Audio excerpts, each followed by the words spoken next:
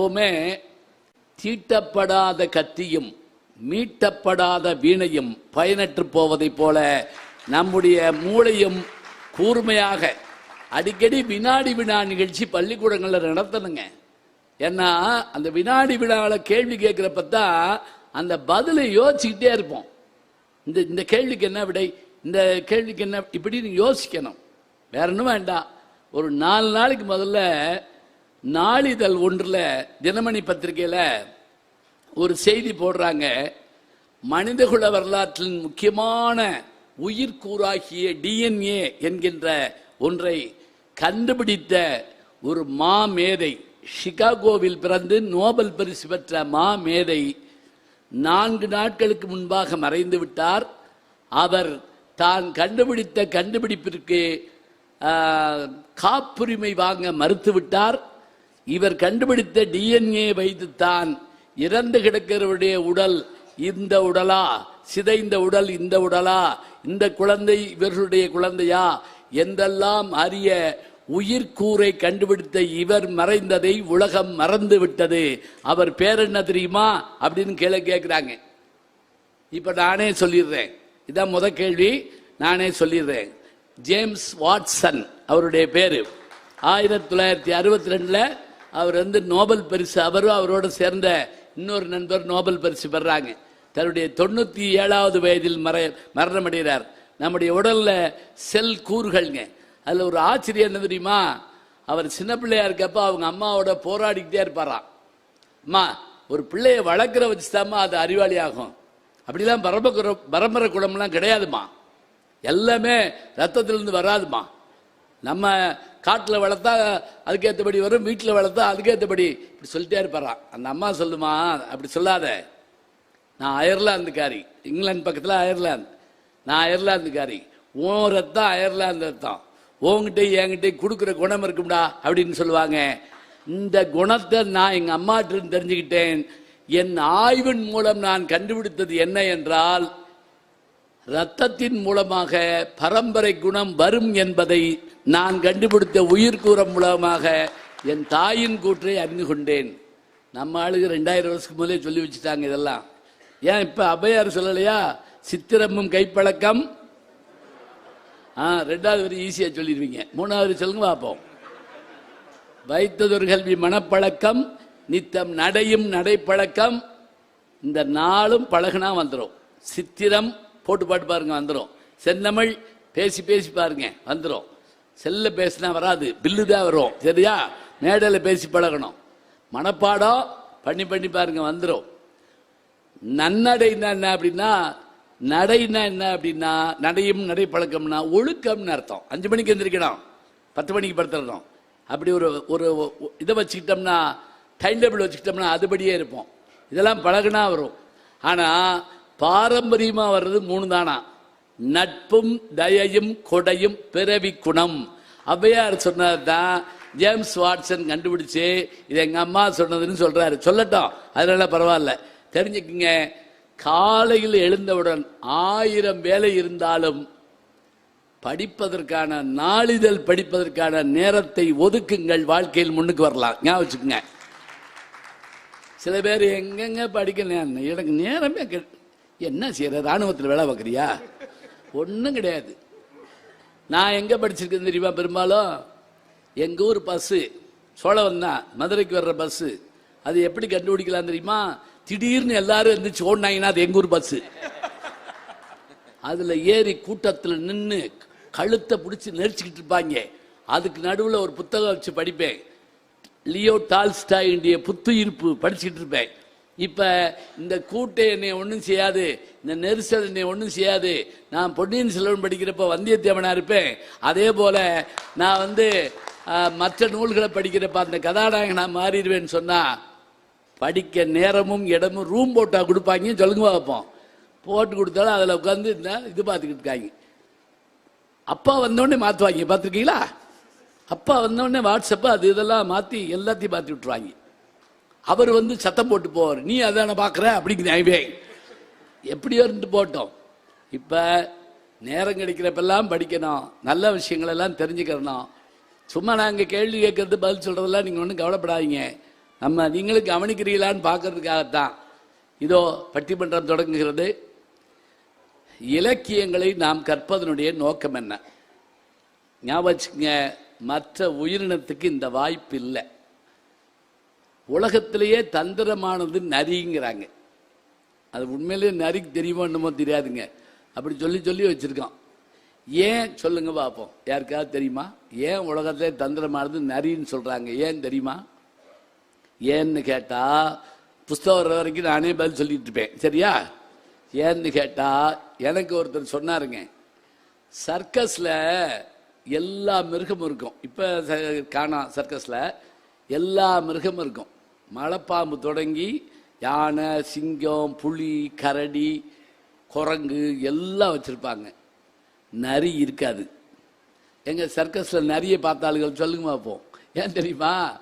நரியை பழக்க முடியாதாங்க. நரி domestic animal கிடையாது. முதல்ல வீட்டோடு வாழ்ற ஒரு உயிரினம் இல்லை. அதனால அது என்ன செய்யுமா, அது தந்திரத்தில் மிக்க நரின்னு அதை சொல்ல காரணம் என்ன அப்படின்னா, அதை சொன்னபடி கேட்க வைக்க முடியாது. அதனால தான் ஒரு ஊரில் ஒரு நரி, அதோட சரி அப்படின்னு கதையை முடிச்சுக்கிட்டு இருப்பாங்க. சரி, நல்ல நல்ல செய்திகளை எல்லாம் கேட்க இருக்கிறீங்க. ஒவ்வொரு செய்தியுமே ஒரு புதுசுங்க. எங்கள் பேராசிரியர் தோ பரமேஸ்வரன் சொல்வார், பேச்சு மருந்து பெட்டி மாதிரி இருக்கணுமா. இப்போ மருத்துவர்கள் வந்திருக்காங்க, டீன் தொடங்கி எல்லா அதிகாரிகளும் வந்திருக்காங்க. மருந்து பெட்டியை திறந்தா ஒன்று எடுத்தா இது இந்த நோய்க்கு, இது எடுத்தா இந்த நோய்க்கு, அதுபோல பேச்சு இருக்கணுமா. சிலர் பேச்சு மத்தளம் மாதிரி இருக்குமா. மத்தளம்னா எப்படி? டப்ப டப்ப டப்ப டப்பன் உள்ள உடைச்சா ஒன்றுமே இருக்காதான். ஒரு குத்து விடுங்க, உள்ள ஒன்றும் இருக்காது. சத்தம் மட்டும் இருந்தால் அது பேச்சு இல்லை, சத்தும் இருந்தால்தான் அது பேச்சு. அதுதான் பேச்சுக்கோட அழகு.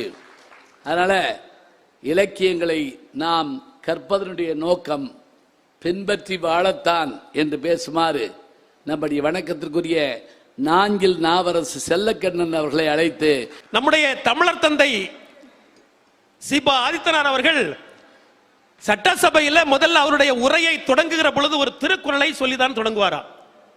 எப்பமெல்லாம் அவர் உரையை தொடங்குகிறாரோ அப்பொழுதெல்லாம் முதல்ல ஒரு திருக்குறளை சொல்லிதான் தொடங்குவார். இப்ப நான் 1330 குறள் படி நாம நடக்கணும் அப்படின்னு நான் சொல்லல, அது அத்தனையும் மனப்பாடம் செய்யணும் அப்படின்னு சொல்லல. 1330 குறளையும் நாம் படித்தமோ படிக்கலையோ, ஒரு குறள் படியாவது நாம் வாழ்ந்து காட்ட வேண்டும் என்பதுதான் என்னுடைய ஆசை. அவ்வளவுதான். அதுதான் நம்முடைய வாழ்க்கையின் இலக்காக இருக்கணும். அதுக்காகத்தான் நம்முடைய முன்னோர்கள் எல்லாம் நமக்கு தந்திருக்கிறாங்க. அதாவது பக்தி இலக்கியத்துக்கு நம்ம எடுத்தோம்னா கூட, இப்ப பாருங்களேன், அரிச்சந்திரன் தன்னுடைய வாழ்நாள்ல நான் பொய் பேச மாட்டேன் என்கூடிய சத்தியம் விரதம் எடுத்தவன், அப்படிதானே? அந்த அரிச்சந்திர நாடகத்தை யார் பார்த்தா அப்படின்னா, நம்முடைய பாரதத்தினுடைய தந்தை அப்படின்னு சொல்லக்கூடிய அகிம்சையை உலகிற்கு தந்த மகாத்மா காந்தியடிகள் அந்த நாடகத்தை பார்க்கிறார். ரெண்டு நாடகம் பார்த்தாரு. அதுல ஒண்ணு அரிச்சந்திரா, சிரவணன். இந்த 2 நாடகத்தை பார்த்தார். அவருடைய வாழ்நாள்ல நான் போய் பேச மாட்டேன் அப்படின்னு சொல்லி அவர் வாழ்நாள் முழுக்க அதை கடைபிடிச்சார். இன்னொன்னு, அவரை பின்பற்றி வாழ்ந்தார்கள். மிக முக்கியமாக 2 பேர். சவுத் ஆப்பிரிக்காவில், தென்னாப்பிரிக்காவில் மிகப்பெரிய ஒரு மனிதர் அப்படின்னு சொல்லக்கூடிய அளவில் வாழ்ந்த நெல்சன் மண்டேலா அவர்கள். அவருக்கு நோபல் பரிசு கிடைத்தது. மகாத்மா காந்தி அடிகளை பின்பற்றி வாழ்ந்தவருக்கு நோபல் பரிசு கிடைத்தது. அந்த நெல்சன் மண்டேலா கேட்கிறாங்க, 27 ஆண்டுகள் அவர் சிறையில போட்டிருக்காங்க. அப்போ ஒரு கேள்வி கேட்கிறாங்க, உங்களுக்கு என்ன சலுகை வேணும்? அவர் கேட்டாரு, எனக்கு எந்த சலுகையை நீங்க தந்தீங்களோ தரவில்லையோ, 27 ஆண்டுகளும் அதாவது சிறையில புத்தகம் வாசிப்பதற்கு எனக்கு அந்த சலுகை மட்டும் போதும் அப்படின்னு சொன்னார்னா அவருக்கு நோபல் பரிசு கிடைத்தது. மகாத்மா காந்தியடிகளை பின்பற்றியது. இன்னொன்னு தெரிஞ்சுக்கங்க, மார்ட்டின் லூதர் கிங் அவர்களுக்கும் நோபல் பரிசு கிடைத்தது. இவங்க 2 பேருமே மகாத்மா காந்தியடிகளை பின்பற்றி வாழ்ந்தவர்கள். இன்னொன்னு சொல்றேன் கேட்டுக்கங்க, வாழ்க்கையில அம்மாவுக்கு ஒரு சத்தியம் செய்து கொடுத்தா அதை கடைசி வரைக்கும் காப்பாற்றணும் அப்படி எங்கக்கூடிய வாழ்க்கையை வாழ்ந்து காட்டுறது மகாத்மா காந்தியடிகள். அவங்க அம்மா சொல்றாங்க, சவுத் ஆப்பிரிக்கா போறது சரி, ஆனா 3 விஷயங்கள் செய்யக்கூடாது வாழ்நாள்ல: மது, மாது, மாமிசம். மது, மாது, மாமிசம், இந்த 3 தான் அதிகமா அங்க கிடைக்கும் அவர் போகக்கூடிய நாட்டுல. ஆனால் தன்னுடைய வாழ்நாள் அவங்க அம்மாவுக்கு செய்து கொடுத்த சத்தியத்தின்படி கடைசி வரைக்கும் வாழ்ந்து காட்டினார் அப்படின்னு சொன்னா இன்னைக்கும் அவரை பின்பற்றி பல பேர், பல லட்சம் பேர் வாழ்றாங்க. அப்படின்னா பின்பற்றி வாழ்வதற்காகத்தான் நமக்கு இலக்கியங்கள் படைக்கப்பட்டிருக்கு. காந்திக்கு நோபல் பரிசு கிடைக்கலைங்க, ஆனா காந்திய பின்பற்றினவங்களுக்கு நோபல் பரிசு கிடைச்சிருக்கு. இப்ப வேணுமா வேணாமா? ஐயா, அவ்வை சொல்றாங்க அழகான ஒரு வரி. இப்ப கற்றது கைமண் அளவுங்கிறது நம்ம எல்லாருமே அந்த ஒரு வரி தெரியும் நமக்கு. வாழ்க்கையில நாம எப்படி இருக்கணுமா அப்படின்னா, நிறைய படிச்சிட்டோம் அப்படிங்கக்கூடிய ஒரு ஆணவம் நமக்கு வந்துவிடக் கூடாதான். கற்றது கைமண் அளவு, கல்லாதது உலக அளவு என்று உற்ற கலமிடந்தை ஓதுகிறாள். கலைவாணியை இன்னும் படிச்சுக்கிட்டா இருக்காங்களா? என்று உற்ற கலமிடந்தை ஓதுகிறாள்.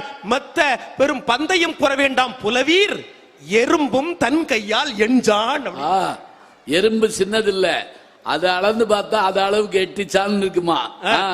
அப்படி நம்ம வாழணுமா? ஒரு வரிங்க, அறம் செய்ய விரும்பு எங்கக்கூடிய ஒரு அற்புதமான ஒரு வாசகம். இதை நம்முடைய வாழ்க்கையில கடைபிடிக்கணும். விரும்பு, இதுவா நம்மளால முடியாது. அதாவது நடுவர் அவர்களே, யாருக்கேனும் நம்ம ஏதாவது கொடுத்தோன்னு வச்சுக்கங்களேன், அதுல கிடைக்கக்கூடிய நிறைவும் மன மகிழ்ச்சியும் வேற எதுலையுமே கிடைக்காது. அவ்வை சொல்றா, நீ விரும்புடா.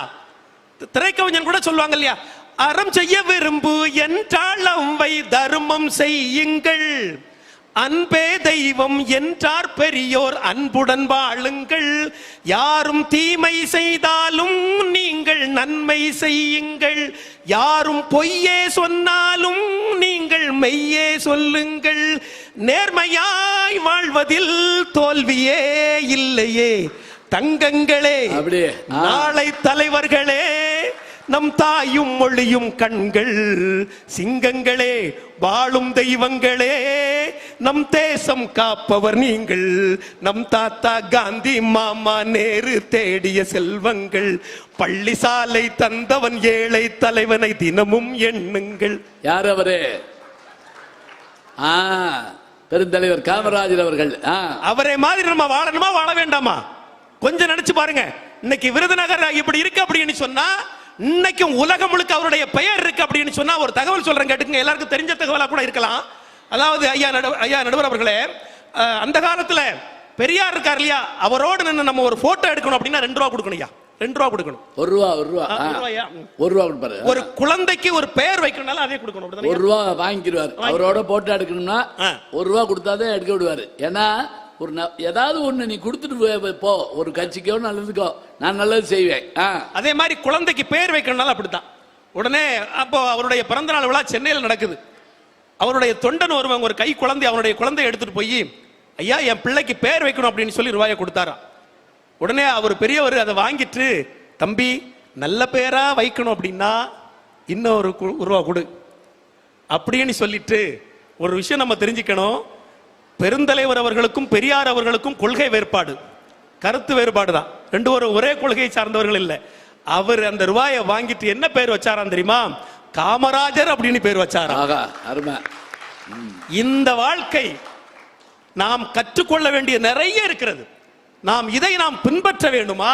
ஒண்ணு இல்லையா நடுவர் அவர்களே, இன்னைக்கு இருக்கக்கூடிய தலைமுறை பாருங்க, நமக்கு எல்லாருக்குமே தெரியும், நம்ம நாட்டில் இன்னைக்கு நிறைய விரும்பத்தகாத சம்பவங்கள் அத்தனையும் நடக்குது. அப்படின்னா இதை நம்ம ரொம்ப ஈஸியா இலக்கியங்களை எடுத்துட்டு போறனால வந்த பிரச்சனை தானே. பிள்ளைங்களுக்கு சின்ன வயதிலே நாம எதையெல்லாம் சொல்லி கொடுக்கணுமோ, பிள்ளைங்க எதெல்லாம் பின்பற்றணுமோ அதெல்லாம் செய்த அந்த பிரச்சனை எல்லாம் வருமா நினைச்சு பாருங்களேன். ஒவ்வொரு விஷயங்களையும், அதாவது இன்னைக்கு இருக்கக்கூடிய சூழ்நிலை நடுவர்களே, சின்ன பிள்ளைங்கள்ல இருந்து பெரியவங்க வர எதை நோக்கி போயிட்டு இருக்கோம் அப்படின்னா, இதயம் சார்ந்த வாழ்க்கை அல்ல, இணையம் சார்ந்த வாழ்க்கைக்கு இன்னைக்கு போயிட்டோம். இணையம் இதயம் இல்ல. அதனால என்ன ஆகி போச்சு அப்படின்னா, உறவை பற்றிய மகிமை பெருமை நமக்கு தெரியல, ஆனா பெரியவங்க நமக்கு சொல்லி கொடுத்திருக்காங்க எப்படி வாழணும் அப்படின்னு சொல்லி. ஒரு இடத்துல மரியாதை இல்லை அப்படின்னு சொன்னா நம்ம அங்க போக கூடாது அப்படின்னு சொல்லிருக்காங்க. உயர்ந்த இடத்தில் இருக்கும் போது உலகம் உன்னை மதிக்கும், உன் நிலைமை கொஞ்சம் இறங்கி வந்தால் நிழலும் கூட மிதிக்கும், மதியாதார் தலைவாசல் மிதியாதே என்று மானமுள்ள மனிதனுக்கு அவ்வை சொன்னது. அது அவ்வை சொன்னது, அதில் அர்த்தம் உள்ளது.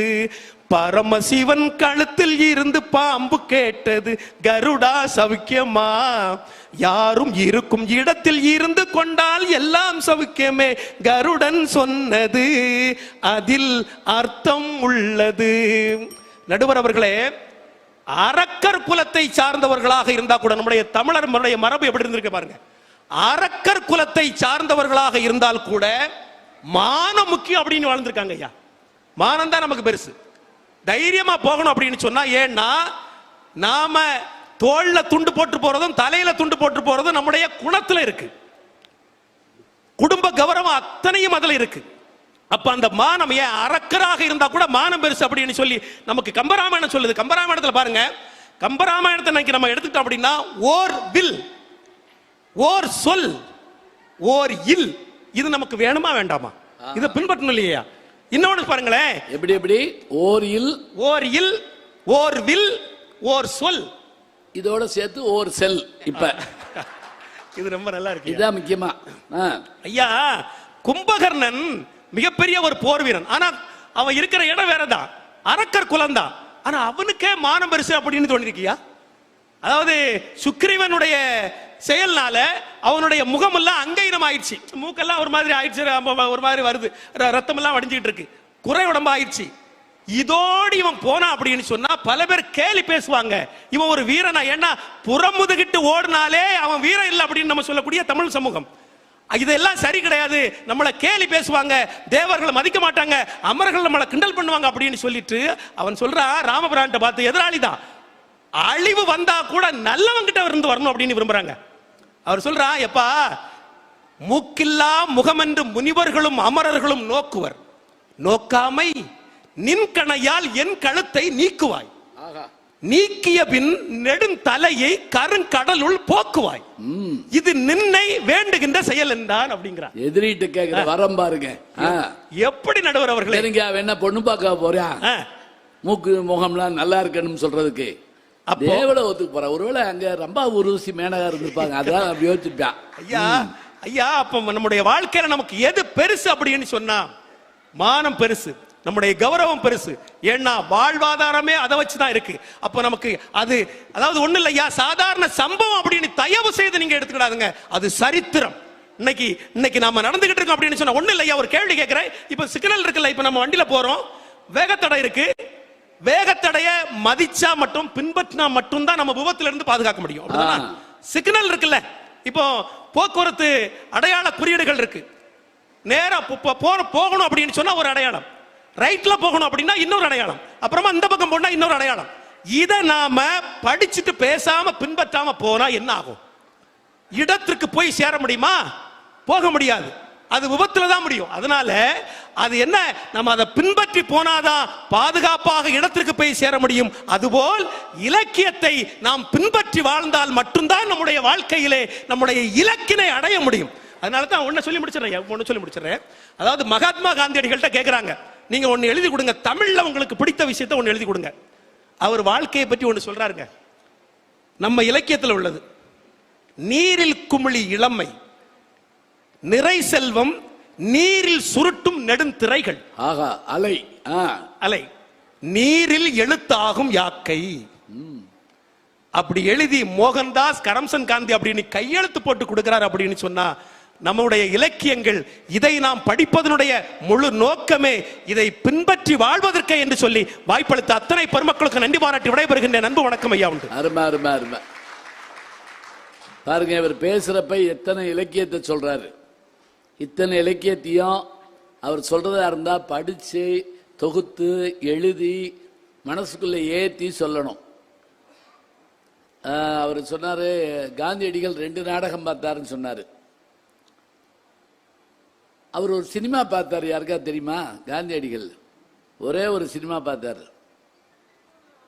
அருமை, சம்பூர்ண ராமாயணம். சம்பூர்ண ராமாயணம் தமிழ்ல, வடமொழியில ராமராஜ்யா, வடமொழியில ஹிந்தியில ராமராஜ்யா. சொன்னவர் யார்? அதே ஆள் தானா? எங்க இருக்கார்? காணா, ஆளே காணா. அசரீரியா இல்ல, அங்க இருக்காரா? அந்த இருக்கார். சரி ஐயா, புத்தகம் வாங்கிட்டு போக போறப்ப ராமராஜ்யா என்கின்ற அந்த ஒரு படம் அந்த வாழ்க்கையில பார்த்தாருங்க. இதை யார் சொன்னா தெரியுமா? சமீபத்தில் சித்ரா லட்சுமணன் பேட்டியில ஏவிஎம் மெய்யப்ப செட்டியாருடைய மகனாகி 2வது மகன் குமரன் சொல்றாரு, மூத்தவர் சரவணன். காந்தியடிகள் பார்த்த ஒரே படம் ராமராஜ்யா அப்படிங்கிற படம் அப்படிங்கிறாரு. இப்ப எவ்வளவு கேட்க ஆச்சரியமா இருக்கு பாருங்க. அப்ப இலக்கியங்களை எந்த வடிவத்தில் பார்த்தாலும் அதுக்கு ஏற்றபடியாக அவர்கள் வாழ்க்கையை அமைத்து கொண்டால் அது பெருமைதான். நல்ல அருமையான விஷயங்களை சொல்லியிருக்காங்க. போக்குவரத்து விதிகளை கடைபிடிக்கலைன்னா இப்ப நீங்க சொல்ற இவர் சொல்றாரு கேட்கிறாரு உங்கள்கிட்ட, போக்குவரத்து விதிகளை படிச்சுட்டோம், கடைபிடிக்கணுமா இல்லையா? சில பேர் ஹெல்மெட்டை மடியில் வச்சுட்டு போவாங்க, பார்த்துருக்கீங்களா? காவல்துறை அதிகாரி கேட்டா லைசன்ஸ் இருக்கா? இருக்கு, இப்படி காமிச்சிருக்காப்ல. இது ஆர்சி புக் இந்த இருக்கு, செல்லே காமிச்சிருக்காப்ல. ஹெல்மெட்டு செல்லே காமிச்சிருக்கா, இந்த ஹெல்மெட் வந்து செல்ல இருந்து என்ன செய்ய. ஒரு தடவை ஒருத்தர் வண்டி ஓட்டி போட்டிருக்காரு, பின்னாடி உட்காந்துருக்கு ஒரு அம்மா மனைவி, ஹெல்மெட்டை 2 பேரும் மடியில் வச்சிருந்துருக்காங்க. காவல்துறையை பார்த்த உடனே ஹெல்மெட்டை போட்டு கத்திருக்காரு. இந்த அம்மா அவசரத்தில் எடுத்து திருப்பி போட்டுருச்சு. அப்படியே மூஞ்சி இந்த பக்கம் போய் அவருக்கு ஒன்றும் தெரியாமல் போச்சு. அப்படியே 2 பேரும் கீழே விழுந்தாங்க. கடைப்பிடிக்க வேண்டாமா ஒழுங்கா? நான் கண்ணுக்கு நேரம் பார்த்தேங்க. காரில் போயிட்டு இருக்கோம், திடீர்னு ஒருத்தர் படக்குன்னு இதுக்குள்ள திரும்பிட்டாரு. நல்ல வேளை நிப்பாட்டிட்டோம். நான் இறங்கி கையை காட்ட வேணாமா, இந்த பக்கம் போறேன்னு. எங்க வீட்டு போறதுக்கு இருக்கு நான் கையை காட்டணும்? அவ வீடு அங்க இருக்காங்க. ஒவ்வொரு முறையும் நான் எங்க வீட்டு கையை காட்டிட்டு போவனா நான் என்னத்த சொல்றது? நீ உங்க வீட்டுக்கு போறேன்னு எனக்கு எப்படா தெரியும்? சரின்ட்டு. அப்ப போக்குவரத்து விதி இருந்த விதிகளை படிக்கணும், நடக்கணும். அதுக்கு தான் நடக்கிறது. அருமையான கேள்விகளை அழகழகா கேட்டுக்காரு. ஏன் படிக்கணுங்கிறதையும் சொல்லிட்டாரு. நமக்கு என்னமோ பின்பற்றி வாழ்னா நல்லதுன்னு தோணுது. இவங்களும் வந்துட்டாங்க, வேற என்ன பண்றது? இன்புற்று மகள முடியுமா அப்படிங்கிறத பேச இதோ நம்முடைய பேராசிரியர் ஐயா தினேஷ் அவர்கள் வருகிறார். வாங்க. 100 பறவைகளோடு நாம் சேர்ந்து பழகினால் பறக்க முடியாது. 100 யானைகளோடு சேர்ந்து பழகுவதால் நாம் யானை போல் வாழ முடியாது. 100 மீன்களோடு வாழ்வதால் மீன் போல் நீந்த முடியாது. ஆனால் 100 புத்தகங்களை நாம் வாசித்தோம் என்று சொன்னால் 101வது புத்தகமாக நாம் வாசிக்கப்படுவோம். ஆஹா, அருமை. அப்படிங்கக்கூடிய அந்த வார்த்தைகளை சொல்லி உண்மையிலேயே மாவட்ட ஆட்சியர் உள்ளிட்ட அத்தனை பொறுப்பாளர்களுக்கும் அதிகாரிகளுக்கும் இந்த இலக்கிய பட்டிமன்றத்தை செவிமடுக்க வந்திருக்கக்கூடிய தாய்மார்களுக்கும் பெரியோர்களுக்கும் இளைஞர்களுக்கும் அத்தனை பேருக்கும் என்னுடைய நன்றியையும் வணக்கத்தையும் இந்த நல்ல நேரத்திலே நான் தெரிவித்துக் கொண்டு, ஐயா அண்ணன் அழகா சொன்னாங்க பின்பற்றி வாழணும்.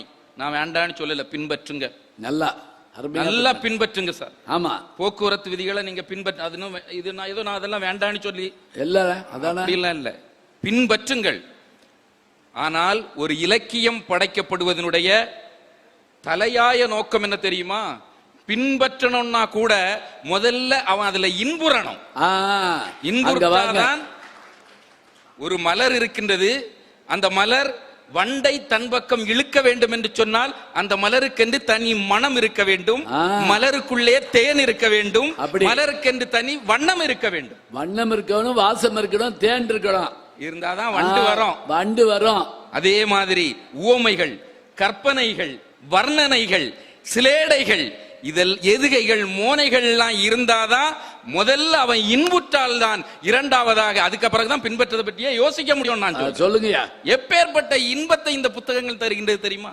ஒண்ணும் இல்லைங்க, நம்ம விருதுநகர்ல இருந்து மாமல்லபுரத்துக்கு போறதுக்கு நடந்து போனா ஒரு 4 நாள் ஆகுமா ஐயா? கூட ஆகலாம். பேருந்துல போனா ஒரு 10 மணி நேரம், கார்ல போனா ஒரு 8 மணி நேரம்.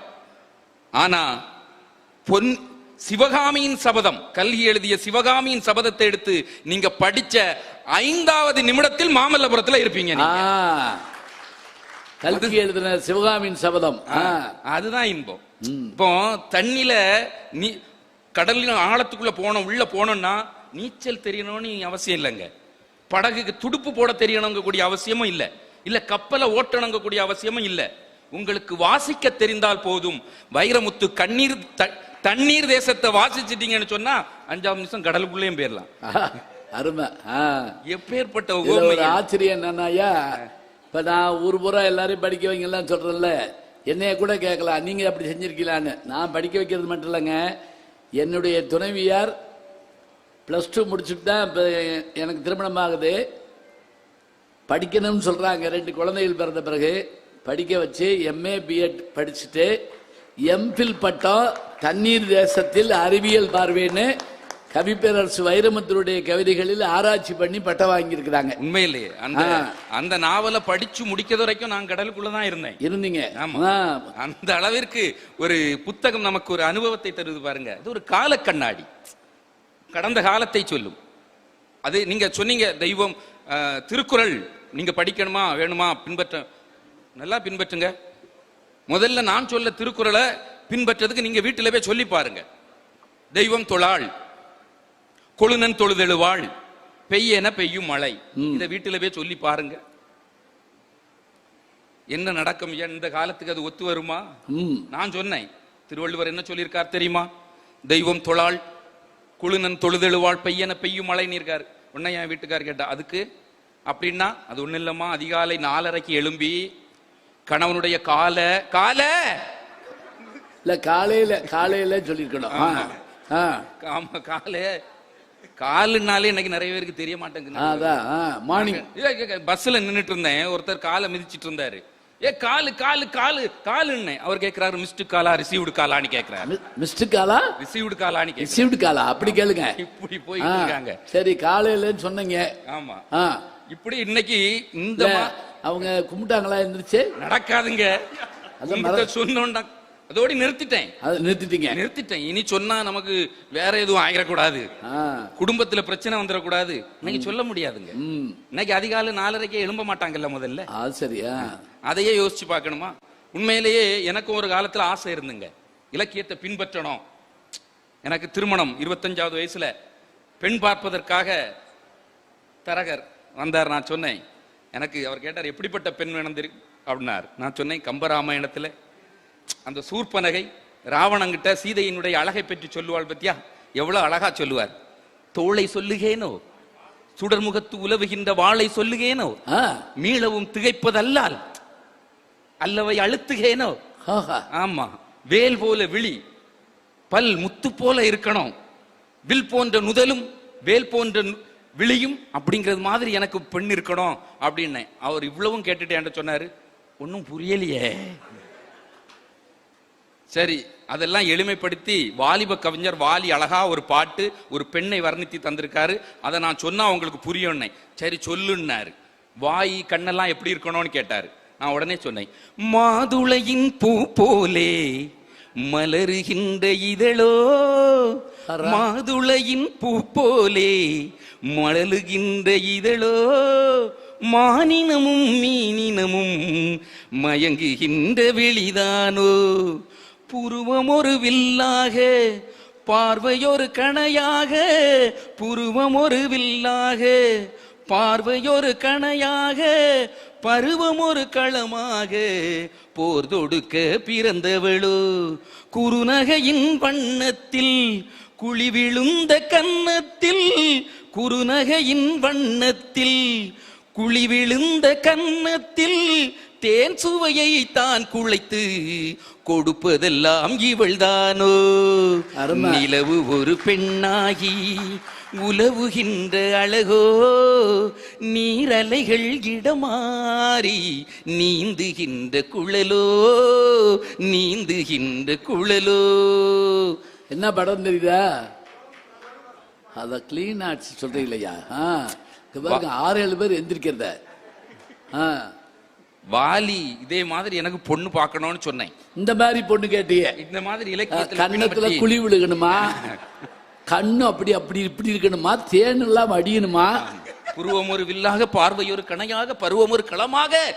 அவர் இவ்வளவும் கேட்டுக்கிட்டு 25 வயசுல போனவருங்க 35 வயசுல வந்து பார்த்தாரு. என்ன உங்களை என்ன மனுஷன் 10 வருஷம் தேடி இருக்காருங்க.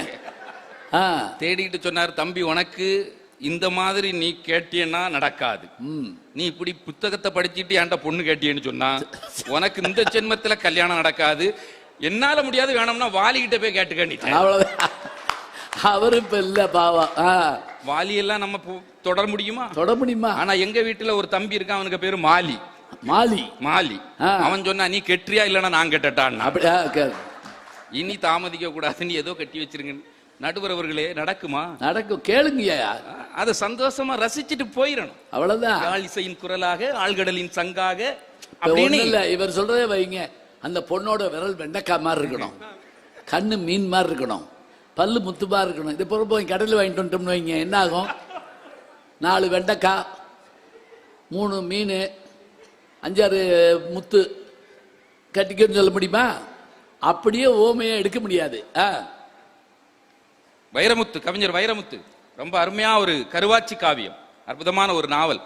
அந்த கருவாச்சி காவியத்துல ஒரு காட்சிங்க, உண்மையிலேயே மெய்சிலிர்க்க வைக்கின்ற ஒரு காட்சி. நிறை மாத கர்ப்பிணி காட்டுக்கு வேலைக்கு போறாங்க, அருவாளோடி விறக வெட்டி கெட்டிக்கிட்டு இருக்காங்க. கெட்டிக்கிட்டு இருக்கும் போதே அவங்களுக்கு பிரசவ வலி வந்துடுகின்றது. பிரசவ வலி வந்த உடனே அப்படியே அங்க ஒரு சின்ன குடிசை இருக்கின்றது, அதுக்குள்ள போய் படுத்துக்கிறாங்க. அப்படியே வலியை பொறுத்துக்கிறாங்க. குழந்தை பிறக்கின்றது. பிறந்ததும் மெதுவா எழும்புறாங்க. எழும்புனவங்க விறகு வெட்டுறதுக்கு கொண்டு போன அந்த அரிவாளை எடுத்து அந்த குழந்தைக்கும் அவர்களுக்கும் உள்ள அந்த தொப்புள் கொடியை அறுத்து ஒரு சொட்டையம் போட்டுக்கிட்டு, பிறந்த குழந்தையை இந்த தோள்லையும், வெட்டி வைத்த விறகை இந்த தோள்லையும், கொண்டு வந்த அருவாளை இடுப்பிலும் சொருகிக்கிட்டு போறா பாரு, இவதாயா உண்மையான தமிழச்சி, வீர தமிழச்சி என்று எழுதினாரே வைரமுத்து. இன்னைக்கு நினைச்சு பார்க்க முடியுமா? பூரா டாக்டர்களா இருக்காங்க. கைன காலேஜ் வார்ல என்ன நடக்குதுன்னு அவளுக்கு தான் தெரியும். இன்னைக்கு முடியாதுங்க, டாக்டருக்கு மேல இல்ல, இன்னைக்கு உள்ள பலம் அவ்வளவுதான். வாழ்க்கை முறை வேறு இல்லையா? எனக்கு பையன் பிறகு போதும் 5வது மாசம் வரைக்கும் ஸ்கேன்ல டாக்டர் அழகா சொன்னார், தம்பி உன் பையன் வயிற்றுக்குள்ள கிரிக்கெட் விளையாடிக்கிட்டு இருக்கா. 8வது மாசத்துல கபடி விளையாட ஆரம்பிச்சிட்டான். 9வது மாசத்துல டெலிவரிக்கும் 15 நாளைக்கு முன்னாடி போனேன். அப்பதான் சொன்னார், தம்பி உன் பையன் கொஞ்சம் கிராஸ் ஆயிட்டான், தண்ணி வத்திட்டு. கெட்ட வேண்டியது இருக்கா இல்லையா? இன்னைக்கு ஒரு பிள்ளைக்கே இவ்வளவு கஷ்டம். அப்படி ஒரு காலத்தை இன்னைக்கு நினைத்து பார்க்க முடியாது நடுவர்கள், எல்லாவற்றையும் பின்பற்றவே முடியாது. அதுதான் என்னுடையது. இலக்கியம்னு சொன்னா கவிஞர் கண்ணதாசன் சொல்லுவார், படித்து படித்து மகிழத்தக்க வர்ணனைகள் எந்த இலக்கியத்தில் இருக்கின்றதோ அந்த இலக்கியம் தான் காலம் கடந்தும் மக்களுடைய மனதில் நிற்கும். அருமை. கம்பனுடைய கம்பராமாயணம் நிற்பதும் அதனால தான். திருக்குறள் இன்றைக்கும் குன்றா இளமையுடன் இருப்பதற்கு காரணமும் அதில் இருக்கக்கூடிய வர்ணனைகள் தான். இளங்கோ நிற்பதற்கு காரணமும் அதுல இருக்கக்கூடிய வர்ணனைகள் தான். ஒரு காதலுக்கு ஒரு வர்ணனை எவ்வளவு அழகான, கண்ணோடு கண் இணை ஒன்றை கவ்வி ஒன்றை ஒன்று, அண்ணலும் நோக்கினாள் அவளும் நோக்கினாள். இது யாரு? கம்பன். கம்பன் சொல்றாரு, இதையே வள்ளுவர் சொல்றாரு, யான் நோக்கும் காலை நிலம் நோக்கும், நோக்காக்கால் யான் நோக்கி மெல்ல நகும், தான் நோக்கி மெல்ல நகும், மெல்ல நகும். இதே காதல் பார்வைய பாரதிதாசன் சொல்றாரு எவ்வளவு அழகா, வாட்டிய பசி நோயாளி வட்டி சோரை உற்று நோக்குவது போல பார்த்தானா. அப்பாடி அவருடைய அந்த சித்தாந்தத்திலிருந்து அந்த காதல் பார்வையை பார்க்கிறாரு.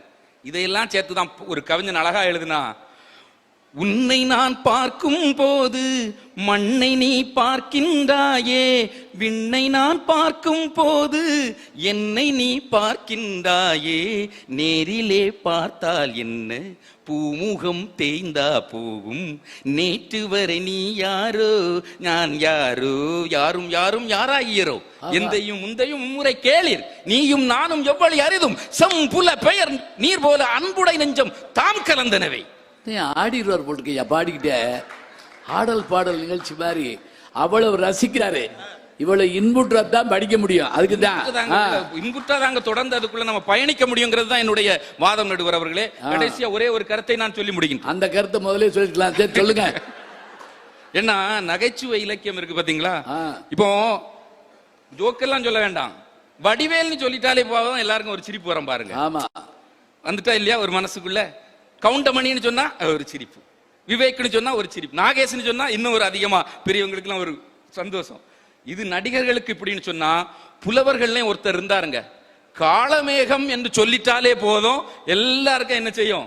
சந்தோஷம், ஒரு சிரிப்பு, ஒரு சந்தோஷம் வரும். ஏன்னு சொன்னா அவர் கோபத்தையும் நகைச்சுவையா சொல்லுவார். ஒரு நாள் போய்கிட்டு இருக்காரு, பயங்கர தாகம், ஒரு மோர் வித்துக்கிட்டு இருக்காங்க. அந்த அம்மாட்ட போய் மோர் வாங்கி குடிக்கிறாரு. மோர் வெறும் தண்ணி.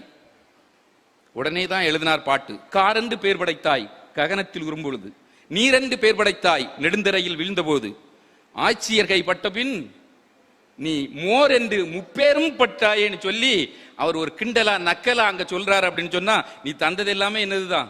தண்ணி தான். 3 பேரை இன்னைக்கு தண்ணிக்கு உண்டாக்கிட்டான்னு சொல்றாருன்னு சொன்னா இதை விட நகைச்சுவை. இதை ரசிக்கணும். இன்னைக்கு மோர்காரி இருக்காங்களா பின்பற்றுறது? மோரே கிடையாது, கிடையாது. இதே மாதிரிதான் அதெல்லாம் ஒன்ஸ் மோர். ஒரு புது கவிதைங்க, நான் ரசிச்ச ஒரு புது கவிதை. ரொம்ப அதுல ஒரு அழகான ஒரு சமூக பிரச்சனையும் சொல்றாரு, அழகா நம்மளை சிரிக்கவும் வச்சுறாரு. என்ன அப்படின்னு சொன்னா, கண்ணே கண்ணே நீ சிரித்தால் தானே கன்னத்தில் குழி விழுகிறது, ஆனால் எங்கள் ஊர் சாலைகள் சிரிக்காமலேயே குழி விழுகிறதே. ஆஹா ஆஹா அடடே அற்புதம் அப்படிங்கக்கூடிய அளவிற்கு இன்னைக்கு ஆச்சரிய குறி போட்டுறோம். இன்னைக்கு அந்த இலக்கியம் என்பது நம்மை மகிழ்வித்து இன்புற்று அதுதான் முதல் நோக்கமாக இருக்கும். இந்த நோக்கத்தை நிறைவு செய்தால் மட்டுமே அது அடுத்த நோக்கத்திற்குள், தலையாய நோக்கத்திற்குள் போக முடியும் என்ற காரணத்தினால் நடுவர் அவர்களே, இலக்கியம் கற்பது என்பது அது இன்புற்று மகிழவே மகிழவே என்று சொல்லி வாய்ப்பளித்தமைக்கு நன்றி பாராட்டி அமர்கிறேன். நன்றி, வணக்கம். இவரும் சலைச்சவர்ல போட்டிருக்கு. அவர் பாட்டுனா இவரும் பாடிட்டாரு. நல்லா இருக்குது, ஆச்சரியமா. பாட்டுக்கு பாட்டு மாதிரி நடக்குது அது பாட்டுக்க. அவர் அழகா கேட்டாரு. உண்மையான ஒரு விஷயம் என்னன்னா, வாசகனை ஈர்க்கணும். வாவென்று வண்டை பார்த்து பூ சொன்னது இல்லைங்க. ஆனா அந்த வாசம் அதை போய் தேடி கண்டுபிடிச்சிருது. சில மலர்களுடைய நிறங்களுடைய காரணமே அந்த வண்டுக்காகத்தானா. இரவில் பூக்கும் மலர்களுக்குன்னு தனியா ஒரு நிறம் உண்டுங்கிறாங்க. காலையில் மலரும் தாமரைப்பூ, கற்களில் மலரும் மல்லிகை பூன்னு வரிசையா சொல்லிட்டு வர்றப்ப இரவில் மலரும் முல்லைப்பூ அப்படிம்பார்.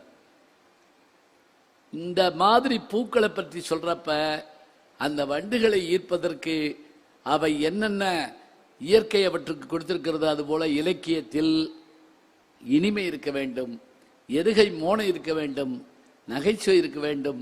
இவையெல்லாம் இருந்தால்தான் படிக்க வருவார்கள், பிறகு அதன்படி நடக்க வருவார்கள். ரொம்ப அருமையாக பேசுகிறார் தினேஷ் அவர்கள். அவருக்கு நம்முடைய நல்ல பாராட்டு. சொன்னார் பாருங்க, உட்கார்ந்த இடத்துலயே மாமல்லபுரத்தை பார்க்கலாம்னாரு. Around the world in 80 days ஒரு புத்தகம் இருக்குது. என் திசையும் சுற்றி வர 80 நாள். இந்த புத்தகத்தை ஜூல்ஸ் வெர்ன் என்கின்ற பிரெஞ்சு நாவலாசிரியர் எழுதின நூல் இது. என் வாழ்நாளில் நான் 100 முறையாவது படிச்சிருப்பேன். 100 முறை படித்தது பெருசு இல்லைங்க. அந்த நூலை படித்த பிறகு நான் தெரிஞ்சுக்கிட்ட ஒரு அபூர்வமான விஷயம் என்னன்னா, இது விமானம் கண்டுபிடிப்பதற்கு முன்பு எழுதப்பட்ட நூல். நான் இப்ப உலக நாடுகள்ல பயணப்படுறப்ப அவர் சொன்ன ஒரு செய்தியை நான் இன்னைக்கு அதை உணர்றேன். அது என்னன்னு நான் அப்புறமேல் சொல்றேன். உட்கார்ந்த இடத்துல உலகத்தினுடைய அத்தனையும் நீங்கள் பார்த்து மகிழ முடியும் என்றால் அது புத்தகத்தால் மட்டும்தான் முடியும் சொல்லியிருக்காரு. ஆண்கள் 2 பேரும் அழகா பேசிட்டாங்க. பெண்மணிகள் இப்ப வர காத்திருக்காங்க. எப்பவுமே பெண்கள் பேசினா நம்ம ஊர்ல மரியாதை அதிகம். எப்படின்னு கேட்குறீங்களா, வீட்டு வாசல்ல கல்லு பிள்ளையார் மாதிரி ஆம்பளை உட்காந்துருப்போம். ஒரு பிச்சைக்காரன் கூட நம்ம சோறு கேட்டதில்லை. அம்மா தாய் நம்மளை கேட்டுக்கானா, எப்பா பெரியப்பா இட்லியை போடு, பெரியப்பா நான் பல்ல பேத்து விடுவோம். இப்போ பிச்சைக்காரங்களே கிடையாதுங்க. அதுவே எனக்கு ஆச்சரியமா இருக்கு. அதுவும் அவங்க காசு கொடுத்தாலும் சாதாரணமாக வாங்கிறது இல்லை. அன்னைக்கு ஒருத்தர் மதுரை பஸ் ஸ்டாண்டில் ஏன்ட்ட வாய் பேச முடியாத ஊமையா 10 ரூபா கொடுங்கன்னு கேட்டாரு. கொடுத்த பிறகு யோசிச்சேன், எப்படா கேட்டேன் அப்படின்னு சொல்லி அதுக்குள்ள வாங்கிட்டான். நேற்று ஒரு வாட்ஸ்அப்பில் பார்க்குறேன், ஒரு பிச்சைக்கார ஒருத்தர்கிட்ட, ஐயா பணம் கொடுங்க, சில்லறை இல்லைன்னு, கியூஆர் கோட் இருக்கியா என்ன. இது பரவாயில்லைங்க. சமீபத்தில் ஒரு கல்யாண வீட்டில் பொண்ணோட அப்பா கியூஆர் கோடை இங்கே மாட்டிருக்காருங்க. போற வர்றவங்களாம் அப்படி டக் டக்குன்னு அடிச்சுட்டு போறாங்க. இதுக்கு மேல ஒண்ணு பார்த்தேன், அது உண்மையா பொய்யான்னு தெரியல. மெஹந்தி போடுறாங்கல்ல, அதுல ஒரு பொண்ணு கையில மெஹந்தி கியூஆர் கோட் போட்டு வச்சுட்டு போற வர்றவங்களாம் இப்படி பார்த்துட்டு இப்படி எடுத்துட்டு போறாங்க. என்னென்னமோ நடக்குது. பஸ்ல கூட பெண்கள் ஏறினா என்ன மரியாதைங்கிறீங்க? ஆம்பளை சீட்ல பொம்பளை உட்காந்துடலாம், தப்பு இல்லை. தப்பி தவறி ஒரு ஆம்பளை சீட்ல பொம்பளை உட்காந்துட்டு இல்லை பொம்பளை சீட்டில் ஒரு தப்பி தவறி ஒரு ஆம்பளை உட்காந்துட்டாங்கன்னு வைங்க, சில கிளவி அப்படியே சாமி ஆடிடும். எந்திரி நாட்டை கெடுத்த நாய் அப்படின்னு சொல்லி அவன் காசுல தென்காசி போயிட்டு இருப்பான். அந்த பஸ்ல எழுதி போட்டுக்கலாம், படிச்சு பார்த்தேன். எத்தனை எழுத்து பெண்களுக்கு, பெண்கள், பூவையர், வளைக்கரம், மகளிர், தெரியும் பார்த்தாலும் இங்கிலீஷ்ல லேடிஸ். ஆண்களுக்கு ஆண்கள் எழுதாட்ட கூட பரவாயில்லைங்க. திருடர்கள் ஜாக்கிரதை. என்ன யார் செஞ்ச வேலைன்னு தெரியல. சரி எப்படியாவது மாற்றி சொல்லிடுவான். ஐயா எல்லாம் வந்திருக்காங்க சொல்லி அதுல கொஞ்சம் அவங்களுக்கு ஒரு 2-3 வார்த்தை நல்ல வார்த்தை போட்டு விடுவோம். ஒரு பொண்ணு ஒத்த கதையை சொல்றாரு. எப்ப உனக்கு கன்னத்துல குழி விழுகிற மாதிரி பொண்ணு வேணும்னா பல்லு விழுந்தா ஆட்டோமேட்டிக்கா விழுந்துரும்ல. எந்த பொண்ணை கல்யாணம் பண்ணாலும் 80வது வயசுல 2 கன்னத்திலயும் குழி. ஒரு கைப்பிடி அரிசி போடலாமியா? போடலாம். நீங்க வாலி சொன்ன மாதிரி இப்படி இருக்கு தம்பி. உருவம் பேசப்படக்கூடாது. ஒரு மனிதனுடைய உயர்ந்த செயல்கள் மட்டும்தான் பேசப்பட வேண்டும். அப்ப கல்யாணம் பண்ணும் போது எல்லா பொண்ணும் அழகாதான் இருப்பா. ஒரு குழந்தை பத்த பிறகு, இன்னும் கொஞ்சம் வளர்ந்த பிறகு, ஒரு பேரம்பேத்தி எடுத்ததுக்கு அப்புறம் நீ அங்க இருந்து சொல். பாரதிதாசனுடைய கவிதைகளை படித்து பாருங்கள். அதில் இருக்கக்கூடிய முதியோர் காதலை படித்து பாருங்கள். அவ சில்லு இஞ்சி மாதிரி இல்ல, இடுப்பு சுக்குமார் இருக்கு. இப்ப பாட்டிக்கு காய்ந்த புட்கட்டு. அவள் இருக்கின்றாள் ஒன்றே எனக்கு இன்பம்னு சொன்னார் பாத்தீங்களா? தண்ணி வேணும்னு கேக்குறாரு. இத படிச்சா இத பின்பற்றணும். திண்ணையில படுத்திருக்காரு தாத்தா. கிழவி உள்ள இருக்காளா? ஒரு செம்பு தண்ணி வேணும், கொஞ்சம் வெதுன்னு இருக்கணும். உன்னை பேரை சொல்றான். ஏயா இத்தனை பேர் இருக்கும், உனக்கு கிளவிதான் தண்ணி கொண்டு கொடுக்கணுமா? நீங்க முதியோர் காதல படிச்சுட்டு எதை பின்பற்றணும்னா படிச்சுட்டு கை தட்டிட்டு ரசிச்சுட்டு ஆஹா பாரதிதாசனுடைய கவிதை வரிகள் என்பது இல்லை நண்பர்களே. இலக்கியம் என்பது பின்பற்றப்பட வேண்டியது. தலைப்பு அழகா கொடுத்துக்கிறாங்க எங்களுடைய மாவட்டத்துல. இலக்கியங்கள் பின்பற்றவா இன்புறவான்னு கேட்கல, இலக்கியங்களை கற்பது என்ற சொல் அங்கே இருக்கிறது. கற்பது என்பது பின்பற்றத்தான். மகிழ்ந்து விட்டு போக மட்டும் இல்ல. கிளவியை கொண்டு அவதான் தண்ணி கொண்டு வரணும், வெண்ணி கொண்டு வரணும் வம்பு கட்டுறாரு தாத்தா. பேரன் வயிறா, மூத்த பேரன். அப்ப சொல்றாரு, ஏலே அவ நடக்க முடியுதா அவளுக்கு நிக்க முடியுதான்னு எனக்கு எப்படிலே தெரியும்? அவ ஒரு செம்பு தண்ணிய கொடுத்தாதானடா நல்லா இருக்கான்னு நான் தெரிஞ்சுக்கிறேன். கண்ணு தெரியல தம்பி, தாத்தாவுக்கு கண்ணு தெரியல சரியா, காதும் கேட்க மாட்டேங்குது சாமி. கிளவி பக்கத்துல வந்துட்டானா அவன் நல்லா இருக்கான்னு நினைச்சேன்னா அது போதுங்கிறாரு பாத்தீங்களா? பாரதிதாசனுடைய முதியோர் காதலை படித்த பிறகு இந்த வாழ்க்கை உங்களுடைய இல்லத்திலே நடக்கும் என்றால் இங்கேதான் இலக்கியங்கள் பின்பற்றப்படுகிறது. அவள் இருக்கின்றாள் என்பதொன்றே இன்பம், வேற ஒண்ணும் வேண்டாம். வேற என்ன வேணும்? அங்க இருந்து சொல்றாரு தம்பி, கருவாச்சி காவியத்தை பார்க்கிறீர்களா?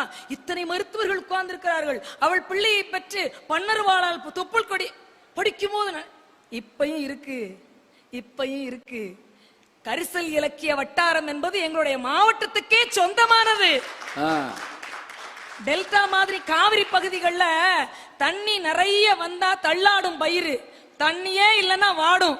நாங்க அப்படி இல்ல, எவ்வளவு மழை பெஞ்சாலும் வாங்குவோம், தண்ணியே இல்லைனாலும் தாங்குவோம். அதாங்க கரிசல். அதுதான் கரிசல் இலக்கியம். கீரா எழுதி இருக்கிறாரு. ராஜ நாராயணன். திடீர்னு கீரா மூரான்னா ஒண்ணும் புரியாது. அதுதான் எங்க ஏரியாக்காரதுனால எங்களுக்கு தெரியும். கோவில்பட்டி சந்தோஷத்துல கூப்பிடுறீங்க. ஆமா, ஐயா சொல்றாரு ஒரு இடத்துல, கோவல்லபுரத்து மக்கள் என்ற ஒரு இடத்துல வட்டார வழக்கு விஷயங்களை சொல்றாருங்க. அவர் என்ன பண்ற, நீங்க இப்ப சொல்றீங்க கை கழுவிட்டு சானிடைஸ் பண்ணி இல்லங்க, அருகு பறிச்சுக்கிட்டு இருக்கவங்க அப்படியே பசிச்ச உடனே சாப்பிட வருவாங்களாம். எப்படி கை கழுவாங்க தெரியுமா? அப்படியே அந்த கரம்ப மண்ணுல 2 தேய்ச்சிட்டு, கரிசல் அந்த கருப்பா இருக்கும் பாத்தீங்களா, கரிச காட்டு மண்ணு, அதுல தேய்ச்சி அப்படி தட்டிட்டு கலையத்துல இருக்க கஞ்சியை அப்படி ஒரு சுத்திட்டு குடிச்சிட்டு ஒரு கடலை துவையிலையோ ஒரு கொஞ்சோண்டு கருவாடையோ எடுத்துக்கிடுவாங்க. அப்படி சாப்பிட்டுக்கிட்டு இருக்கும். அவ்வளவுதான் அவங்களுடைய வாழ்க்கை, எளிமையான வாழ்க்கை. அங்க போயிட்டு வரும்போது யாரோ ஒருத்தர் மயங்கி கிடக்கிறாரு. ஏப்பா என்ன செய்யுது? குடிங்கிறாரு. இந்த அண்ணமையாங்கிற ஒருத்தர் குடிங்கிறாரு. ஒரு இலக்கியம் மனதோடு பேசுகிறது நண்பர்களே. அப்ப வாங்கி இப்படி அவர் நடுங்குது கை, சாப்பிட்டு 2 நாள் ஆச்சு போல, குடிக்கும் போது சிந்துதுன்னு பயப்படுறாரு. அவர் சொல்ற, வாயில கடிச்சு குடியப்பா. இந்த ஒற்றை சொல்லு இருக்குது பாத்தீங்களா, வாழ்க்கை மொத்தத்தையும் விளக்கிடும் நண்பர்களே. நல்லா கடிச்சு குடிப்பா. குடிக்கிறதுல என்னப்பா இருக்கு? நீ குடி, முதல்ல நீத்து பாகமா குடி. நல்லா குடிச்சு முடிச்சவனே கீழே மகிழி இருக்கும். மகிழின்னா என்னதுமா, அந்த பழைய சொத்துல அடியில இருக்க மண்டி, அது தர்ற சுகம் இருக்குது பாத்தீங்களா, அது வேற எதுவும் இல்லைங்க. ஒரு இலக்கியத்தை படித்தவுடன் அது மனசுக்குள் பேசணும். பையன் கேக்குறான், அம்மா நைட்டு என்னம்மா சாப்பாடு? அம்மா சொல்றா, கஞ்சியும் கடலை துவையலும். எனக்கு அது வேண்டாம். சாப்பிடாம பட்டினியா படு நாயி. எதுக்கு கஞ்சி போட்ட? உங்க ஐயாவுக்கு காய்ச்சல், வீட்டுல எல்லாருக்கும் இன்னைக்கு கஞ்சிதான், ரொம்ப அடம் பிடிச்ச, காலையில கவசுர குடிநீர் கொடுத்துருவேன், காளிராஜையா இலவசமா 6 பக்கெட் கொடுத்திருக்காரு, மெயினா உனக்கு தான் ஊத்த சொல்லியிருக்காருன்றவா அம்மா. நீங்க இந்த வாழ்வியல் இலக்கியங்கள் இருக்குது பாத்தீங்களா, அது நம்மளுடைய வாழ்க்கையோடு பயணப்பட்டு கொண்டே இருக்கணும். விருதுநகர் மாவட்டத்துல நிக்கிறோம். பெருந்தலைவர் காமராசரை தந்த இந்த புண்ணிய பூமி தவப்புதல்வரை தந்திருக்குது. அது மிக ஆகச்சிறந்த மனிதர். சின்ன சின்ன விஷயங்கள் அவருடைய வாழ்க்கை வரலாறுகளை பிள்ளைகளுக்கு சொல்லிக் கொடுக்கும் போது அதிலிருந்து பிள்ளை ஒரு நீதியை எடுத்துக்கிடும் இல்லையா. ஒரு 9 வயதானவர் மேடையில பேசுறாரு. கர்ம வீரர் காமராசர் அவர்கள் முதலமைச்சராக இருக்கும் போது அவர் தேர்தல் பிரச்சாரத்துக்காக வர்றாரு. ராமநாதபுரம் பக்கம் போறாரு. இன்னும் நான் வர்றதுக்குள்ள யாரோ பேசிக்கிட்டு இருக்காங்கன்னு, இது யாருன்னு, ரொம்ப சின்ன பயலா தெரியுதேன்னு அப்படின்னாரு. நல்லா பேசுவாங்க, தலைவர் வர்ற வரைக்கும் கொஞ்ச நேரம் பேசட்டும், நாங்க தான் கூட்டு வந்தோம் மதுரையில இருந்து.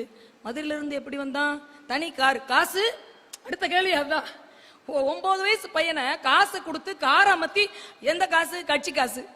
எங்க இருந்து வந்துச்சு? கணக்கு கேட்கிற இது இருக்குது பாத்தீங்களா. சுத்தி இருக்கிறவங்க நடுங்கணுங்க ஒரு உயர் அதிகாரியை பார்த்து. அதுக்கு உதாரணமா இருக்காரு. போகும்போது நான் கூட்டு போறேன்னு. பெரியவங்க யாராவது வயசானவங்க இருந்தா அந்த கார்ல அவங்கள அனுப்புங்க, நான் சும்மா தானே போறேன். யாரு? முதலமைச்சர் கார்ல ஒரு 9 வயது மாணவரை ஏத்திக்கிட்டு ராமநாதபுரம் அவுட்டர் வந்தவனை இறங்க சொல்லி, என்ன படிக்கிற? ஐயா இந்த மாதிரி 6ஆம் கிளாஸ் ஏதோ சொல்றாரு. இதே வேலையா திடுறேன், நல்லா பேசுறேன்னு மேடையில் ஏத்தி விடுறாங்க, கை தட்டுறாங்க. விட்டு பொலேர்னு ஒரு அறை. காமராஜருடைய கைகள் சாமுத்திரிகா லட்சணப்படி கீழே போட்ட முழங்கால தாண்டி விழும். ராஜயோகம் உள்ள கை, கொடுத்து கொடுத்து நீண்டு போன கை, விட்டா எப்படி இருந்திருக்கும்? செவிழு செவ்வங்குது. நையா அடிச்சிட்டீங்க. பிறகு என்ன? படிக்கிற வயசுல மேடையில ஏறி பேசிக்கிட்டு தெரிவியோ, அதுவும் அரசியல் கூட்டங்கள்ல. சரி விடு, என்னைய பிடிக்குமா? நீங்க என்ன உயிரியா? என்ன படிக்கணும்னு நினைக்கிற? ஐயா நான் IAS படிக்கணுங்க ஐயா, ஆனா அதுக்கு நிறைய இங்கிலீஷ் படிக்கணுமா ஐயா? எனக்கு தமிழ் மட்டும்தான் ஐயா தெரியும். தமிழ்ல வடியப்பா. முதலில் ஈயாப்பா என்ற தேர்வை விருப்ப பாடம் தமிழிலே எடுத்து பாஸ் பண்ணது பாலகிருஷ்ணன் IAS அவர்கள் என்று சொன்னால், மலையிட பெயர்கள் என்ற ஒரு ஆய்வு என்ற நூலை தர முடியும் என்றால், ஒடியா என்ற மாநிலத்தினுடைய செயலராக இருக்க முடியும் என்று சொன்னால், இன்றும் நீர் மேலாண்மையும் ஆராய்வு நூல்களையும் தந்து கொண்டிருக்க முடியும் என்று சொன்னால், இந்த தனி வரலாறு, இந்த தலைவர்களுடைய வரலாறு, இந்த தேசபந்து மைதானத்திலும் சூலக்கரமேட்டிலையும் 76 நாட்கள் இந்த மாகாணத்துக்கு தமிழ்நாடு தான் பேர் வைக்கணும்னு உயிரை விட்ட தியாகி சங்கரலிங்கனாருடைய வரலாறை படிக்கின்ற பொழுது நானும் இப்படி இருப்பேன், என்னுடைய கொள்கைகள் இப்படித்தான் கூர்மையாக இருக்க வேண்டும் என்று பின்பற்றுகின்றால்தான். அப்பதாப்பா அது வாழ்க்கை. உங்க பொண்ணு மாத்த கதையை என்கிட்ட சொல்லியிருந்தா கூட புலையர்னு. சரி விடுங்கம்மா, ஒரு பொண்ணு தானே பார்த்தாரு, உங்களுக்கு எதுக்கு விடுக்குவாவா? இல்லையா, ஸ்ரீவில்லிபுத்தூர்ல ஒரு சேனல் இருக்கு. அது ஹவுஸ் ஹஸ்பண்ட், இந்த சேனலுக்கு பேரு தீயா இருக்குது. அந்த மாதிரி ஆளுகளை குபீர்னு கொண்டு போயிடலாம்ல, அதுக்காக பார்த்தேன். ஒரு விஷயங்க, ஒரு இலக்கியம் இல்ல. நீங்க இலக்கிய இன்பம் தான், நான் இல்லைன்னு சொல்லல. இல்ல கம்பராமாயணத்தில் இருக்கக்கூடிய கவிதை வரிகளை சொல்லும் போது சுகமா இல்லையா? கம்பனுடைய சொல்லலாடல்கள் கேட்பதற்கு அந்த ஒலி இன்பத்துல ஒரு சந்த நயம் கிடக்க சுகம் இல்லையா? சந்தம் தமிழுக்கு சொந்தம் என்று பாராட்டி குவிக்கிறான். வெய்யோ நொழி தன்மேனியின் விரிசோதியில் மறைய பொய்யோ எனும் இடையாளுடும் இழையானுடும் போனான். மையோ மரகதமோ மறிகடலோ மழைமுகிலோ, ஐயோ இவன் அழகு என்பது ஓர் அழியா அழகுடையான் சொன்னானே கம்பன். இந்த வரிகளுக்கு ஈடு இணையான சந்தனயத்தை இன்பத்தை தரவே முடியாது. ஆனா ஐயோன்னு ஒரு வார்த்தையை போட்டார் பாத்தீங்களா? அழகுங்கிறது அழிஞ்சுக்கிட்டே இருக்கும். குழந்தையில ஒரு அழகு, குமரியில ஒரு அழகு, வளர்ந்த பிற ஒரு அழகு, கிழவியில ஒரு அழகு. ஆனா ராமனுடைய அழகு அழியவே இல்லைன்னு சொல்றாரு பாத்தீங்களா? அதுக்கு காரணம் கற்பிக்கிறான் கம்பன். அவன் மனித பண்பு நிறைந்தவனாக இருந்தான். அது பறவையா இருக்கட்டும், குரங்கா இருக்கட்டும், அரக்கனா இருக்கட்டும், யாரா இருந்தாலும் தன்னுடைய சகோதரனாக ஏற்றுக்கொள்ளக்கூடிய தன்மை இருக்குது பாத்தீங்களா? அதுதான் அவன் அழகுக்கு காரணம் என்று காட்டுகிறான்ல, அதை எடுத்துக்கிடணும். தம்பி சொன்னாரு, எங்க அணியிலிருந்து பேசுறத தம்பி சொன்னாரு, காந்தியடிகள் எந்த கதையை எடுத்துக்கிட்டாராமா? ஹரிச்சந்திரன் இடத்துல இருந்து உண்மை. அப்ப நான் ஒரு தினேஷ் மாதிரியோ நம்ம அம்மா மாதிரியோ ஒருத்தர் பாடம் நடத்திட்டு கேட்கிறாரு, ஹரிச்சந்திரனுடைய நாடகத்தையும் நல்லா நடத்திட்டு இதுல இருந்து நீ என்ன தெரிந்து கொள்கிறாய்னா, அவசரத்துக்கு பொண்டாட்டி பிள்ளைகளை அடகு வைக்கவோ விற்கவோ செஞ்சுக்கலாம் போலுக்கே அப்படின்ட்டா எதுல போய் முடியுது? யோசிச்சு பாருங்க. எல்லாம் தானே அரிச்சந்திரனுடைய கதைகளுக்குள் எல்லாம் இருக்கிறது இல்லையா நண்பர்களே? ஒரே ஒரு செய்தியோடு நிறைவு பண்ணுகிறேன். எதை பின்பற்ற வேண்டும், எதை எடுத்துக்கொள்ள வேண்டும் என்பதிலே ரொம்ப கவனமா இருக்கணும். நீங்க ஒரு ஆளுக்கு மீன் ரோஸ்ட் கொடுக்குறீங்க, மீன் குழம்பு கொடுக்குறீங்க, 1 கிலோ மீனை கொடுக்குறீங்கன்னா பெருசு இல்ல, அது எல்லாம் இன்பம். ஒரு ஆள் ஓசியா கொடுத்தா இன்பம், ஒரு ஆளே செஞ்சு கொடுத்தா இன்பம். ஆனா மீன் பிடிக்க கத்து கொடுத்துட்டாங்கன்னா பாத்துக்கோங்களேன், அது வாழ்நாள் இன்பம். அதைத்தான் இலக்கியங்கள் செய்ய வேண்டும். நான் என்னுடைய வகுப்பறையில ஒரு நாள் வீரபாண்டிய கட்டபொம்மனை பத்தி நடத்திக்கிட்டு இருந்தேன். ஏன்னா ஒரு மனுஷனுக்கு சுதந்திர உணர்வும் தன்னுடைய நாட்டுக்கு ஏதாவது ஒன்று என்றால் அதை எதிர்க்கக்கூடிய தைரியம் வேணும். மரம் என்ற சொல்லுக்கு மறுத்தல் என்று பொருள். எதிர்க்கணுமா? தைரியத்தையாக மறுப்பை காட்ட வேண்டும். அறம் என்ற சொல்லுக்கு அம்முன்னு பொருள். எதையெல்லாம் விட்டுறமோ அதெல்லாம் விட்டுறணும் சொல்லிட்டு, அதுல ரொம்ப ஹைலைட்டான விஷயம் வீரபாண்டிய கட்டபொம்மன்ல சிவாஜி கணேசன் பேசின தனித்தமிழ் சொற்கள், முனைமுறியாத சொற்கள். நான் சொல்றேன், யாராவது தெரிஞ்சா சொல்லுங்களேன் அப்படின்னு. அதுல ஒருத்தர் உடனே ஒரு பையன் எந்திரிச்சு சொன்னா, ரொம்ப சந்தோஷமா இருந்தது. வானம் பொழிகிறது, பூமி விளைகிறது, அது அழகா சொன்னா. உடனே பின்னாடி இந்த மாப்பிள்ளை டெஸ்க்னு இருக்கும். எல்லா பள்ளிக்கூடத்துலயும் எல்லா வகுப்பறையும் ஒரு மாப்பிள்ளை டெஸ்க் இருக்கும். எனக்கு தெரிஞ்ச அந்த டெஸ்க்ல இருக்கவங்க எல்லாம் ஜெயிச்சிடுறாங்க. அவன் தான் உள்ளூர் வாசியா இருப்பான். அவன் தான் மூளை வழிந்தோடல இடம் பெற்றிருக்கவே மாட்டான். ஓரத்துல அவன் பேசாம பஜ்ஜி ஓட்டு அப்பா பார்த்து அம்மா பார்த்து அவங்க அப்பா அம்மாவெல்லாம் பார்த்து ஆசிரியர் வந்தா வணக்கம் சொல்லி ஐயா வச்சு சாப்பிடுங்க ஐயான்னு சொல்லுவான்.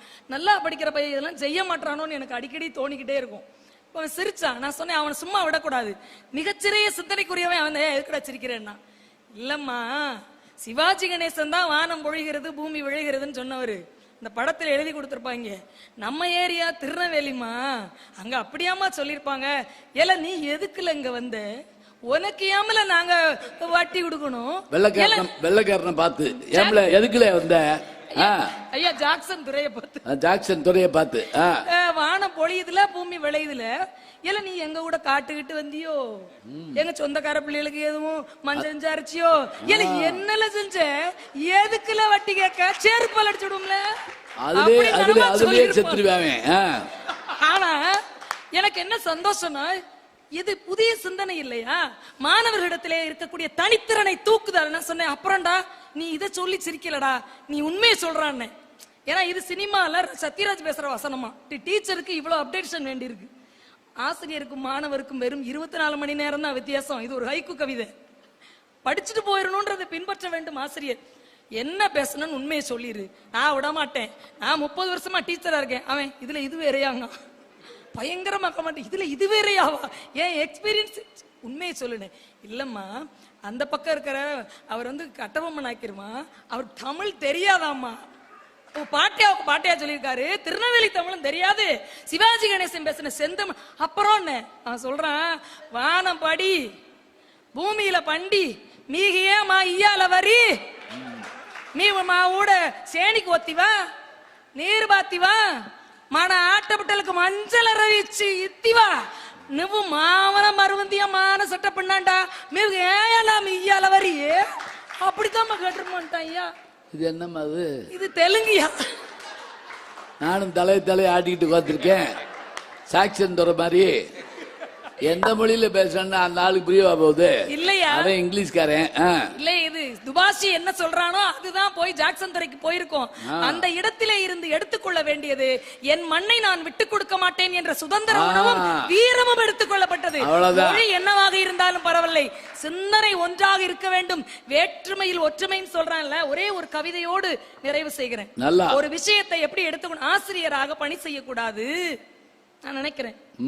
ஆசிரியர் தமிழாசிரியர், நான் நினைக்கிறேன் ஆசிரியராக நான் பணி செய்யக்கூடாது, நான் ஆசிரியராக வாழ வேண்டும் என்று நினைக்கிறேன். வாழ வேண்டும், வாழ வேண்டும். இதை கொடுத்தது ஒரு அழகான கவிதை, ரொம்ப சின்ன கவிதை. எங்க ஊர் ஸ்ரீவில்லிபுத்தூர்ல ஒரு போட்டோ இருக்கு, போட்டோ ஸ்டுடியோ இருக்கு. சின்ன போட்டோ ஸ்டுடியோ, சின்ன கவர்னா அதுல ஒரு கவிதை எழுதியிருப்பாரு அண்ணன் ராஜா அண்ணன். ரொம்ப மகிழ்ச்சியோட பதிவு செய்யறேன். ஜோதி ஸ்டுடியோ ராஜா அண்ணன், எங்க டாக்டர் அம்மாவும் எங்க ஐயாவும் ஆமான்னு சொல்றாங்க பாருங்க. சின்ன கவர் பாஸ்போர்ட் சைஸ் போட்டோன்னா என்ன இருக்கும் தெரியுமா ஐயா? தனிமை. யார் சொன்னது நான் தனியாக இருக்கிறேன் என்று? நான் என்னோடு நிம்மதியாக இருக்கிறேன் இருக்கும். நான் என்னோடு நிம்மதியாக இருக்கிறேன். இது பாஸ்போர்ட் சைஸ்.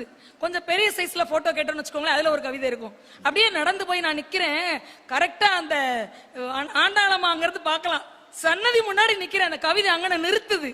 ஏன்னா அவ சாமிங்கிறத தாண்டி பெண்பாட் புலவர். மாலை கட்டி திருமாலை கட்டி கொண்டவள், தன் மேனி வாசனையால் சீனிவாசனை மயக்கிய சூடி கொடுத்த சுடற்கொடி. அவள் பெண், அவள் ஆண்டாள் என்பதை காட்டிலும் அவள் தமிழை ஆண்டாள்.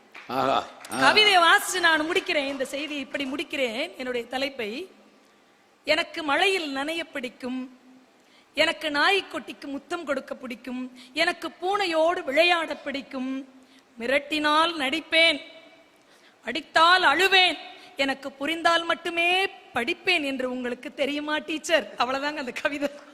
இவ்வளவுதாங்க அந்த கவிதை. ஆசிரியராக நான் வேலை பார்க்க கூடாது, நான் ஆசிரியராக வாழ வேண்டும் என்று ஒரு சின்ன சிறு கவிதை ஒரு அட்டைப்படத்தில் இருந்தது. ஒரு கடலையை சுத்தி இருக்கக்கூடிய ஒரு இலக்கியம் நம்மை மாற்றும் என்று சொன்னால் அதுதான் இங்கே தேவையாக இருக்கிறது. அதற்குத்தான் இத்தனை பேர் கூடியிருக்கிறோம். எவ்வளவு பெரிய ஆளா இருந்தாலும் பரவாயில்ல, சுட்ட பழம் வேண்டுமா சுடாத பழம் வேண்டுமா என்று கேட்டவனை அசால்ட்டா நினைச்சா கிளவி. ஆனா எடுத்து ஊதுன உடனே மேல இருந்து கேக்குறான் சின்ன பைய, கிளவி பழஞ்சுடுதோ ஊதுற அப்படின்னு உடனேதான் திரும்பி பார்த்தா இந்த அறிவின் உச்சம் கடவுளாக மட்டும்தான் இருக்க வேண்டும். எங்கே அறிவு இருக்கிறதோ, எங்கே ஞானம் இருக்கிறதோ, எங்கே நல்லவைகள் பின்பற்றப்படுகிறதோ அந்த இடம் மட்டும்தான் கோவிலாக இருக்க முடியும். 4ஆம் ஆண்டு இந்த கோவில் திருவிழாவுக்கு எங்களை அடைத்து போற்றிய அத்தனை பேருக்கும் நன்றி பாராட்டி விடைபெறுகிறேன். நன்றி வணக்கம். மிக அழகாக எதுக்காக நாம பின்பற்றி வாழ வேண்டுங்கிறதுக்கு ஒரே வரியில சொல்லிட்டாங்க. நான் ஆசிரியராக வாழ வேண்டும் அப்படின்னாங்க. இப்ப சொல்லுவோம்ல, படிச்ச ஆசிரியர்கிட்ட படிக்கிறதுங்கிறது ஒரு வகை, படிச்சுட்டே இருக்க ஆசிரியர்கிட்ட படிக்கிறதுங்கிறது ஒரு வகை. அதே போல வாழ்க்கை முழுவதும் ஒரு விஷயத்தை நம்ம தொடர்ந்துகிட்டே இருக்கணும்னா அதுக்கு என்ன அறிவு வேணும் அப்படிங்கிறதுக்கு ரொம்ப அழகா சொன்னாங்க. இன்னொன்னு, வட்டார வழக்கு சொல்ல பயன்படுத்துறப்ப எவ்வளவு இனிமையா இருக்கு. நம்ம சொல்லுவோம்ல, சாப்பாடு தொட்டுக்கிற என்ன இருக்குங்க அப்படிமோ, சில ஊரில் கடிச்சுக்கிற அப்படின்னு கேட்பாங்க. இப்போ அதெல்லாம் சுத்தமாக காணும். சைட் டிஷ் இல்லையான்னு கேட்குறாங்க. ஐயோ இது என்னடா இப்படி கேட்டு தொலைகிறாங்க, இது எதுக்கு கேட்குறான்னு நமக்கு தெரியல. அவன் முதல்ல மெயின் டிஷ் என்ன கேட்குறான்னு நமக்கு பயமா இருக்கு. இதை வச்சு அதை யோசிக்க வேண்டியிருக்குல்ல. அப்ப அதை சொல்ற போதே நமக்கு பசிக்கணுங்க. அந்த கடலை துவையலும் கஞ்சியும் அது மகிழியா, அது மேல மிதக்கிறது, உள்ள மேல இருக்க தண்ணி தண்ணியா, உள்ள மகிழியா, பேச பேச பசிக்குதுமா, அது வேற. இதுதான் இலக்கியத்தோட தன்மை. படைப்பாளி எழுதுகிற போது அவருக்கு ஏற்படுகிற உணர்வு படிக்கிறவனுக்கும் ஏற்பட வேண்டும், அதை சொல்லுகிற போது பேச்சாளனுக்கும் ஏற்பட வேண்டும். அதான் அதை பின்பற்ற முறை. அற்புதமாக வரிசைப்படுத்தி அழகழகான நல்ல கவி. நான் என்னைக்கு தனியா இருந்தேன், நான் என்னோடு தான் இருக்கிறேன். ஒரு அழகா சொன்னா, நான் சாவை கண்டு பயப்பட போவதில்லை, ஏனென்றால் நான் அப்போது இருக்க போவதில்லை. நியாயமான வார்த்தை. அது வர்றப்ப நம்ம இருக்க போறோமா? இல்லை. ஒரு அதை நம்ம யோசிச்சு பார்க்கிறப்ப அவ்வளவு அழகா இருக்கு. அருமையான செய்திகளை எல்லாம் சொல்லியிருக்காங்க. இலக்கியத்துல இளைஞர்களுக்கு இன்பம் கொடுக்கன்னு தனி இலக்கியம் இருக்கு, பெரியவர்களுக்கு இன்பம் கொடுக்கறதுன்னு தனி இலக்கியம் இருக்கு, சிறுவர்களுக்கு இன்பம் கொடுக்கன்னு தனி இலக்கியம் இருக்கு. இப்ப சிறார் இலக்கியங்கள் அப்படின்னு சொல்லுவாங்க. குட்டி குழந்தைகளை அப்படி துள்ள வைக்கக்கூடிய பாடல்கள் எல்லாம் சிறார் இலக்கியங்கள்ல உண்டு. என் கண்ணுக்கு இங்க ஒரே ஒரு மாணவன் தான் தெரிகிறான், ஒரு சிறுவன் கொட்டாவி விட்டுக்கிட்டு இருக்கிறான். கேள்வி பதிலா இருக்கக்கூடிய பாட்டு, கட்டாயம் அந்த பாட்டு அந்த நீல சட்டை தம்பிக்கு தெரியும்னு நினைக்கிறேன். கேள்வி பதில் பாட்டு. தம்பி டிக் டிக், யாரது? திருடன். என்ன வேணும்? நகை வேணும். என்ன நகை? கலர் நகை. என்ன கலர்? சொல்றான் பாருங்க, பச்சை கலர். என்ன பச்சை? மாம்பச்சை. என்னம்மா? டீச்சர் அம்மா. என்ன டீச்சர்? கணக்கு டீச்சர். என்ன கணக்கு? வீட்டு கணக்கு. என்ன வீடு? மாடி வீடு. என்ன மாடி? மொட்டை மாடி. என்ன மொட்டை? பழனி மொட்டை. என்ன பழனி? வட பழனி. என்ன வடை? ஆம வடை. ஓ, நீங்களும் சொல்றீங்களா? என்ன ஆம? குளத்து ஆம. இன்னும் சிலபஸ் மாறல. அதேதான். அவங்க குழந்தைகளா மாறிட்டாங்க ஐயா. ஆமையா. ஆமா. என்ன ஆமை, என்ன குளம், என்ன திரி, என்ன விளக்கு, என்ன குத்து, கும்மாங்குத்து. பாருங்க, குத்துற குழந்தையும் சிரிக்கும், குத்து படுற குழந்தையும் சிரிக்க. நடுவர் அவர்களே, இந்த பாடலை பாடும் போது அந்த குழந்தைகளினுடைய உடல் அசைவுகள் நமக்கு இன்பத்தை கொடுக்கும், அந்த மழலை மொழி நமக்கு இன்பத்தை கொடுக்கும். அந்த பாட்டுக்குள்ள ஏதோ ஒரு இன்பம் இருக்கிறதுனாலதான் அப்படியே முழுசா அந்த குழந்தைங்க அந்த பாடலை மனப்பாடம் பண்றாங்க. அந்த பாடலை மனப்பாடம் பண்ணணும்னா கூட அதுக்குள்ள ஒரு இன்பம் இருக்கணும். இப்ப பக்தி இலக்கியத்துக்கு வாங்க. முத்தைத்தரு அப்படிங்கிற முதலடிய முருகப்பெருமான அருணகிரிநாதருக்கு எடுத்து கொடுக்கிறாரு. அருணகிரிநாதர் பாடிய பாடல் தான் திருப்புகழ். அந்த முத்தைத்தரு அப்படிங்கிற பாடலை நீங்க இயல்பா பாடுனீங்கன்னா எப்படி இருக்கும், படிச்சீங்கன்னா?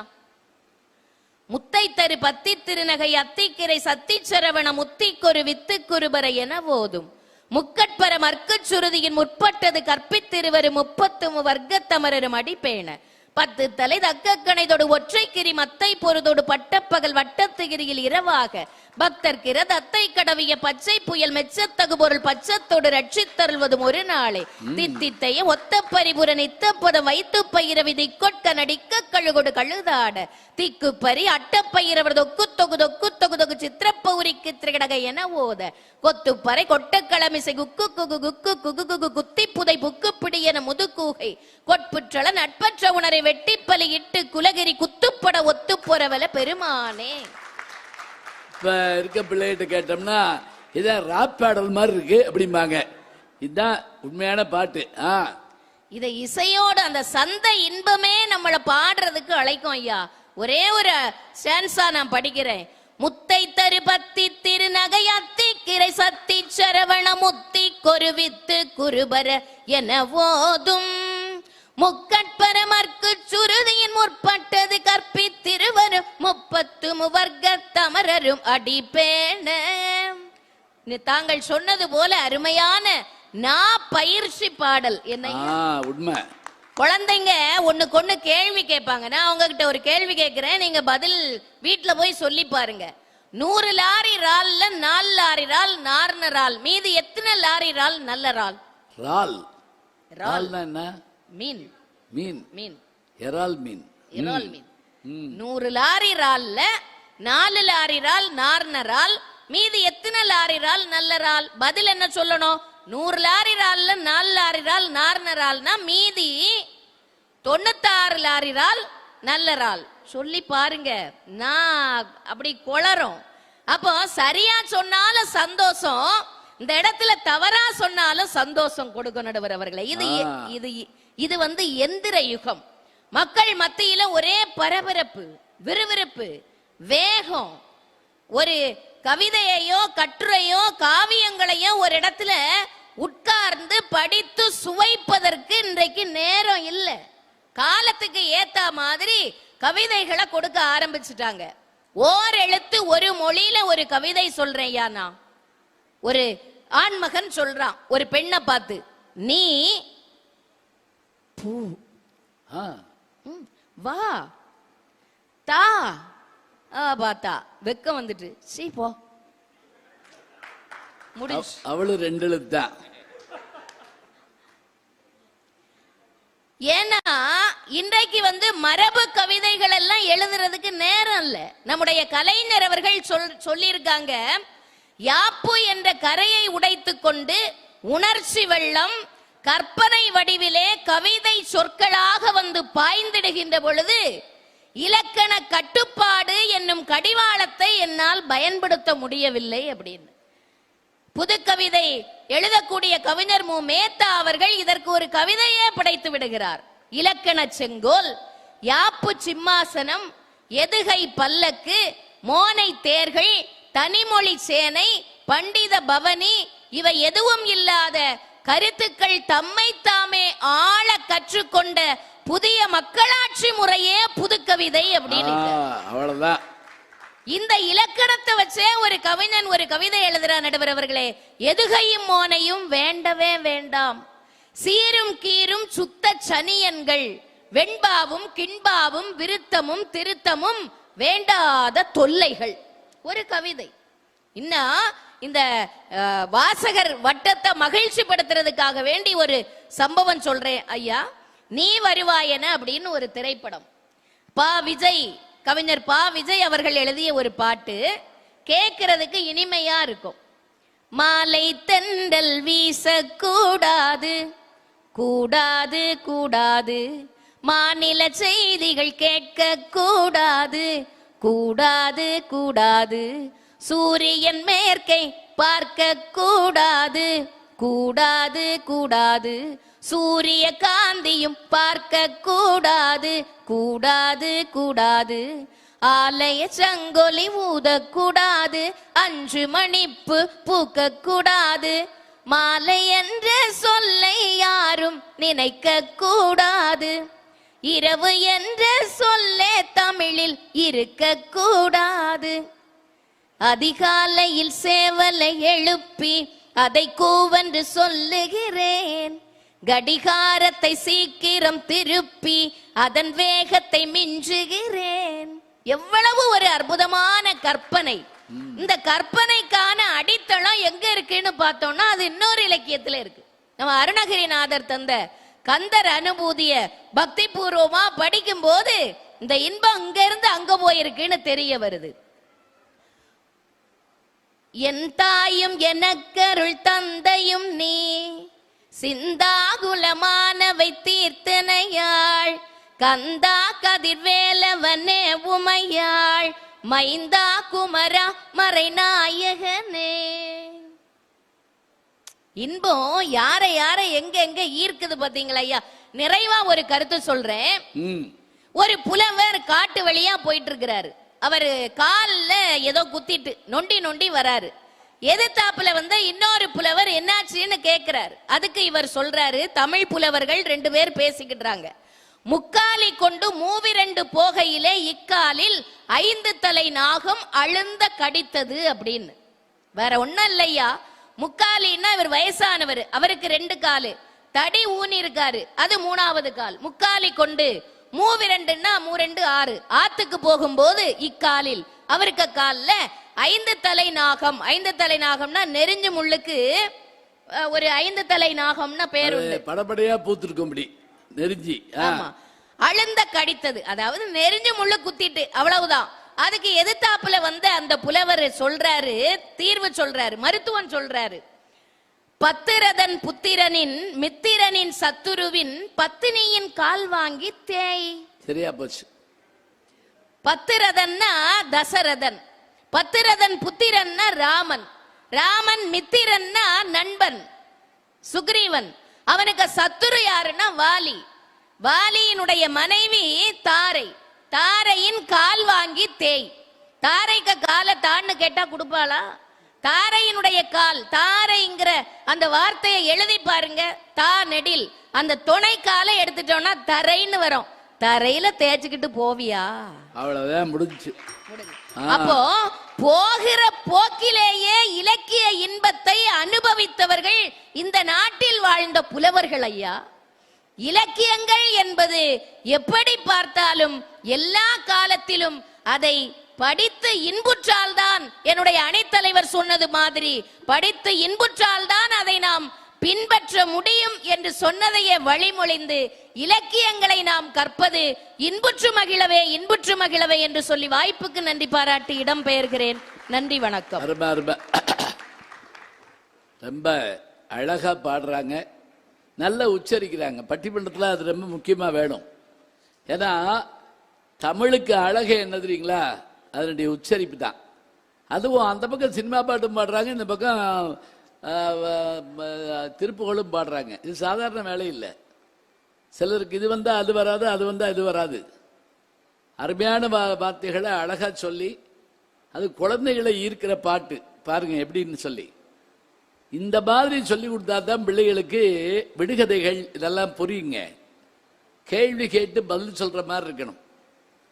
நிறைய என்ன ஆயிப்போச்சுன்னா, டுங்கில் டுங்கில் லிட்டில் ஸ்டார் அப்படிலாம் சொல்லி கொடுத்த பிறகு யார் நாட்டு பாட்டையே கொண்டு நம்ம பாடிக்கிட்டு தர்றோம்.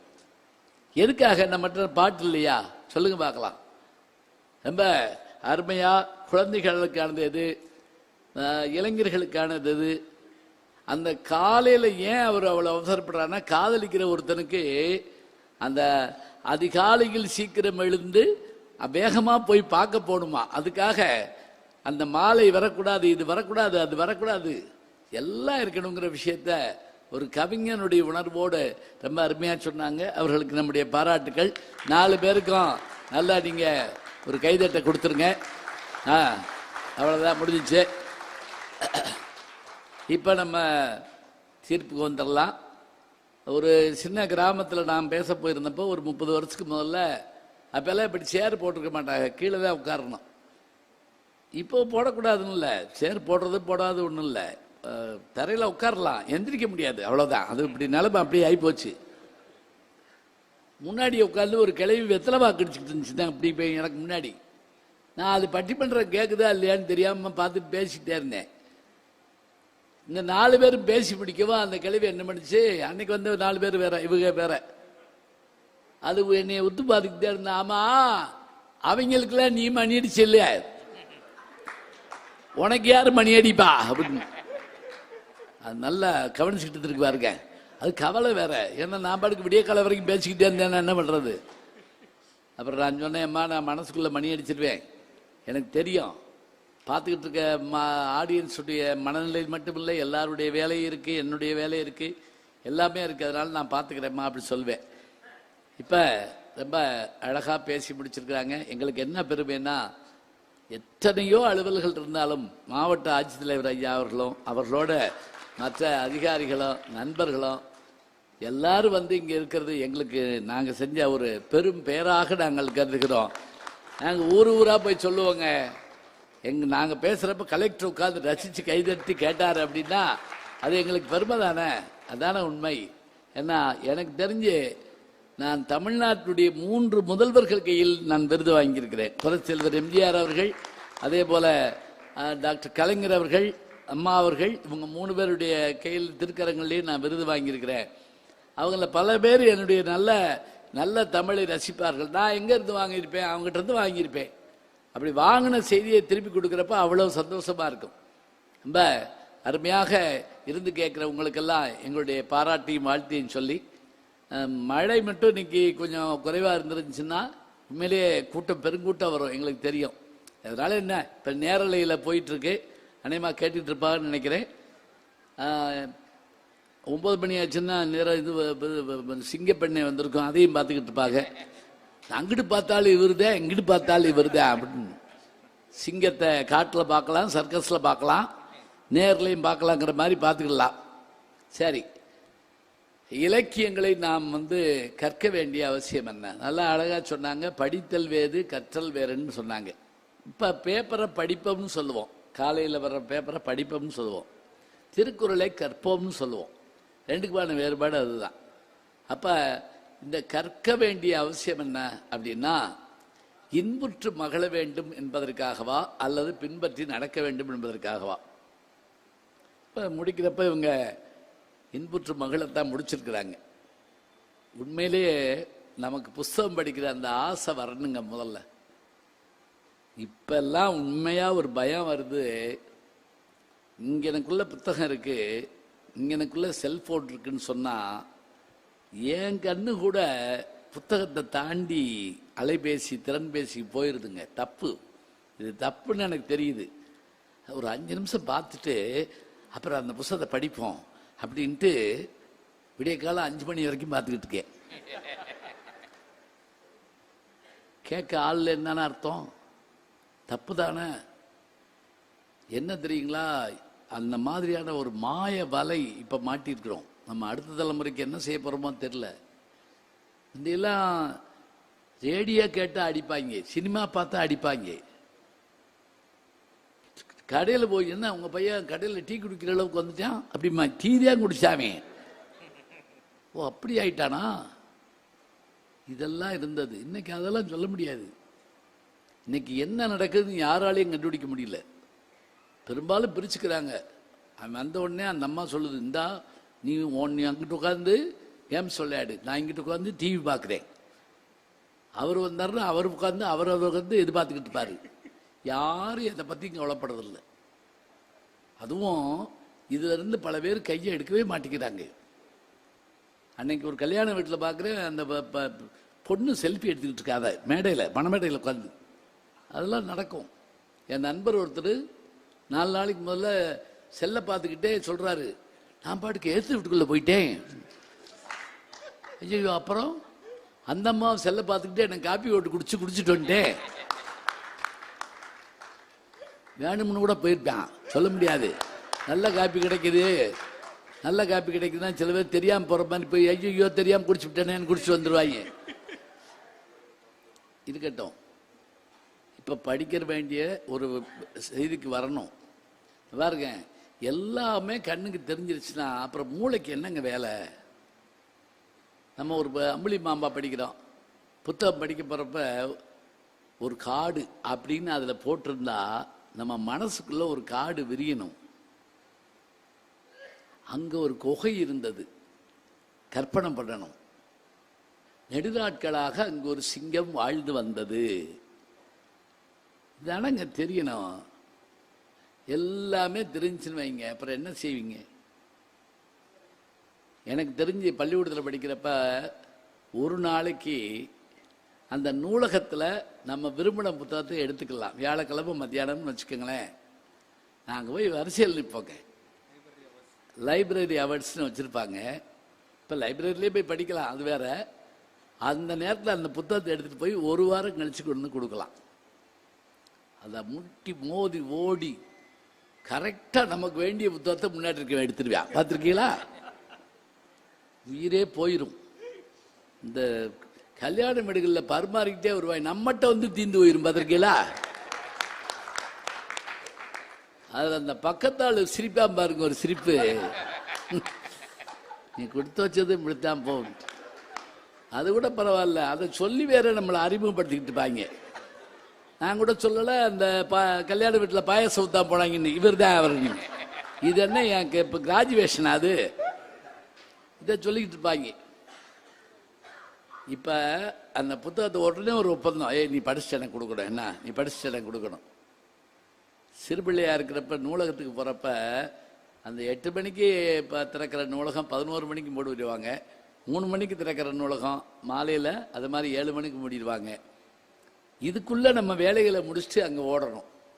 ஓடி அந்த அம்புலிமாமா புத்தகம் மாதிரி இருக்கக்கூடிய புத்தகத்தை ஒருத்தர் படிச்சுட்டு இருப்பான். வேகமாக போய் அவன்கிட்ட நீ படிச்சு என்கிட்ட கொடு அப்படின்னு நான் கேட்பேன். உடனே இப்படி திரும்பி பார்ப்பேன், இங்கே ஒரு 7 பேர் உட்காந்துருப்பாங்க. நான் 8வது ஆளாக உட்காரணும். இவன் படித்து அவன் படித்து அவன் படித்து இதுக்குள்ளே நான் கடியாரத்தை பார்த்துக்கிட்டே இருப்பேன். இப்படி டிக் டிக் டிக் டிக்னு வந்துக்கிட்டே இருக்கும். எப்படி இருக்குங்கிறீங்க?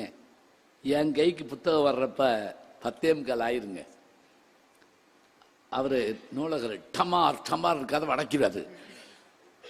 அந்த சத்தம் கேட்கும். இருந்தாலும் என்ன தெரியுமா, அதை பார்த்துட்டு 2:45 திருப்பி ஓடி வந்துடுவேன். ஏன்னா 3 மணிக்கு திறக்கும்ல. அப்போ அந்த புத்தகத்தை கையில் எடுத்த உடனே நமக்கு ஏற்படுற மகிழ்ச்சி. ஏன் நீங்கள் இன்னும் கூட யோசிச்சு பாருங்க, சின்ன பிள்ளையா இருக்கப்ப பள்ளிக்கூடத்தில் புத்தகம் கொடுப்பாங்கல்ல, அந்த புத்தகம் வாங்கின உடனே மோந்து பார்ப்பேன் தெரியுமா, ஒரு ஒரு ஒரு வாசம் இருக்கும். அதனாலதான் சில பேரை கேட்பா, புத்தக வாசனை இல்லாத அப்படின்னா நீ அப்படின்னா அந்த வாசனை இல்லை, நீ படிக்கலையான்னு அர்த்தம். இந்த மோந்து பார்த்துட்டு அது சந்தோஷமா பார்த்து, அதில் சில பேர் என்ன செய்வாங்க தெரியுமா, அந்த சயின்ஸ் புத்தகத்துல எல்லாம் இல்லாட்டி இந்த புத்தகத்தில் கடைசியில் பின்னாடி இந்த அறிவியல் அறிஞர்கள் படம் போட்டிருப்பாங்க. அதில் என் கூட ஒருத்தருக்கு என்ன வேலை தெரியுமா, ஒவ்வொருத்தருக்கும் ஒவ்வொரு வேலை பார்த்து வைப்பான். தாடி இல்லைன்னா தாடி போடுவேன், மீசை இல்லைன்னா மீசை போடுவேன், கண்ணாடி இல்லைன்னா கண்ணாடி போடுவேன், தொப்பியெல்லாம் போட்டு விட்டுருவாங்க. நம்ம திடீர்னு புத்தகத்தை எடுத்து பார்த்தா இது எதுவுமே நம்ம இதில் இருக்காது. அவன் புது புஸ்தகமானு பார்த்தா அவன் பண்ணுற வேலை அதெல்லாம் இத்தனையும் நடக்கும். அந்த புத்தகத்தோடு நமக்கு இருக்கிற அந்த உறவு இருக்கு இல்லையா, உன்னோடு எமக்குங்க இந்த உறவு ஒழிக்க ஒழியாதேம்பா ஆண்டாள். இற்றைக்கும் ஏழையில் பிறவிக்கும் உண்டனோடு உற்றோமை யாமும் உமக்கே யாமாட் செய்வோம் மற்றையம் காமங்கள் பாத்தியோடு ரெம்பாவாய்னா அந்த புத்தகத்தை அப்படி விரும்பணுங்க, அப்படி ரசிக்கணும், அப்படி படிக்கணும். அந்த படிப்பும் அந்த இன்பமும் மகிழ்ச்சியும் தான் நமக்கு அத்தனை இன்பத்தை தரும். என்ன சவுண்டு கேட்டு இருக்கு?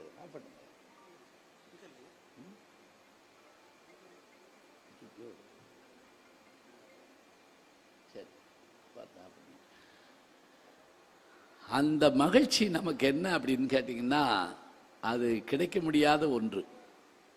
அதே போல பெரிய நாவல்கள்லாம் வாங்குறப்ப நான் சொல்றேன், அது முடிஞ்சு போயிருமோன்னு பயந்துக்கிட்டே இருப்பாங்க. அது கடைசி பக்கம் வர்றப்ப கண் கலங்கி போகும் சில நேரங்களில். அதுக்காக நான் கொடுத்துட மாட்டேன், வச்சிருப்பேன். அதை நம்ம வச்சிருக்கிறத பாதுகாப்புங்கிற மாதிரி ஒரு சந்தோஷம். எங்கள் வீட்டில் நான் வீடு கட்டுறதுக்கான காரணமே என்னன்னா, சோழவந்தால எங்கள் அப்பா கட்டின வீடு இருக்கு. இந்த வீட்டு எதுக்கு நான் கட்டுறேன்னா, முக்கியமாக நான் வச்சிருக்க நூலகத்துக்காக, என்னுடைய நூல்களை பாதுகாக்கிறதுக்காக ஒரு நூலகம். எங்கள் வீட்டோட பேர் அமுதகம்னா, எங்கள் வீட்டோட நூலகத்துக்கு பேர் என்னன்னா அமுதகத்தின் அறிவகம் அப்படின்னு என் நண்பர் மகேந்திர பாபு அவர் அந்த புத்தகங்கள்லாம் அடக்கி கொடுக்குறப்ப மாணவர்களோட இந்த பேர் வச்சார், அமுதகத்தின் அறிவகம் அப்படின்னு. இன்னைக்கு யாரு வேணாலும் அந்த நூல்களை படிக்கலாம் அப்படின்னு நான் சொல்லுவேன். என்னுடைய ஆய்வு மாணவர்கள்லாம் வருவாங்க. அப்போ புத்தகத்தை படிக்கிற போது இன்னொன்று ஞாபகம் வச்சுக்கங்க, சில மர்ம கதையில் கடைசி பக்கம் கிழிஞ்சு போயிருங்க. இன்னைக்கு வரைக்கும் அந்த கொலையை பண்ணவன் யாருன்னு எனக்கு தெரியாதுங்க. இன்னமும் நான் கண்டுபிடிக்கல யாரா இருப்பான், அது யாரா இருப்பான்னு. அதை படித்தவங்களும் கொள்ள பேர் இருக்க மாட்டாங்க. யார்கிட்ட போய் கேட்பீங்க? அது ரீப்ரிண்ட் ஆனாலும் சில சமயம் போட மாட்டான். இப்போ இந்த மர்மம், இந்த நகைச்சுவைகள் இதெல்லாம் கிடைக்குமா? ஆனந்த விடன் அந்த காலத்தில் தீபாவளி மலர் வந்துச்சுன்னா வெடி விடுறோமோ இல்லையோங்க, அந்த அகலமான புத்தகத்தில் இருக்கிற படமும் சிரிப்பும் கற்றையும் படித்தோம்னா, அதே அப்பா ஒருத்தர் திண்ணையால் உட்காந்துருப்பாரு, அவருக்கு ஏத்தாப்புல இன்னொருத்தர் உட்காந்துருப்பாரு. அவர் வெளியிலேருந்து பேச வந்தவர். சின்ன பையன் ஒருத்தர் ஒரு வாண்டு அப்பாட்ட கொண்டு இப்படி காட்டுவான். பெரும்பாலும் ஹோம் ஒர்க் பண்ணி அப்பாட்ட காட்டுவாங்க, அதை காட்டுவான். அதில் என்ன போட்டிருக்குன்னு தெரியுமா? காப்பிக்கு பால் ஒரு ஆளுக்கு தான் இருக்கான், அவனை அப்படியே சொல்லுவியா அப்படின்னு போட்டிருக்கும். இது அப்பாவுக்கு பத்திரம் காப்பிச்சுட்டு அவன் போயிடுவான். அப்படி பாரு அவரு கேட்பாரு, என்ன பையன் வீட்டு கணக்கு காட்டுறான். எப்படி இருக்கும் பாருங்க. இது 1952 நான் பிறக்கிறதுக்கு 3 வருஷத்துக்கு முதல்ல வந்த நகைச்சுவையை நான் சொல்றேன், நீங்க சிரிக்கிறீங்க. இதுதானங்க சந்தோஷம். இன்புற்ற மகிழ்தல்லாம் என்ன?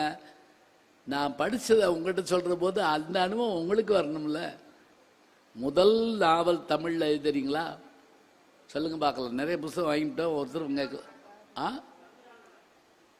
தம்பிரான் வணக்கம் இல்ல அச்சானது நீங்க சொல்றது தம்பிரான் வணக்கம்.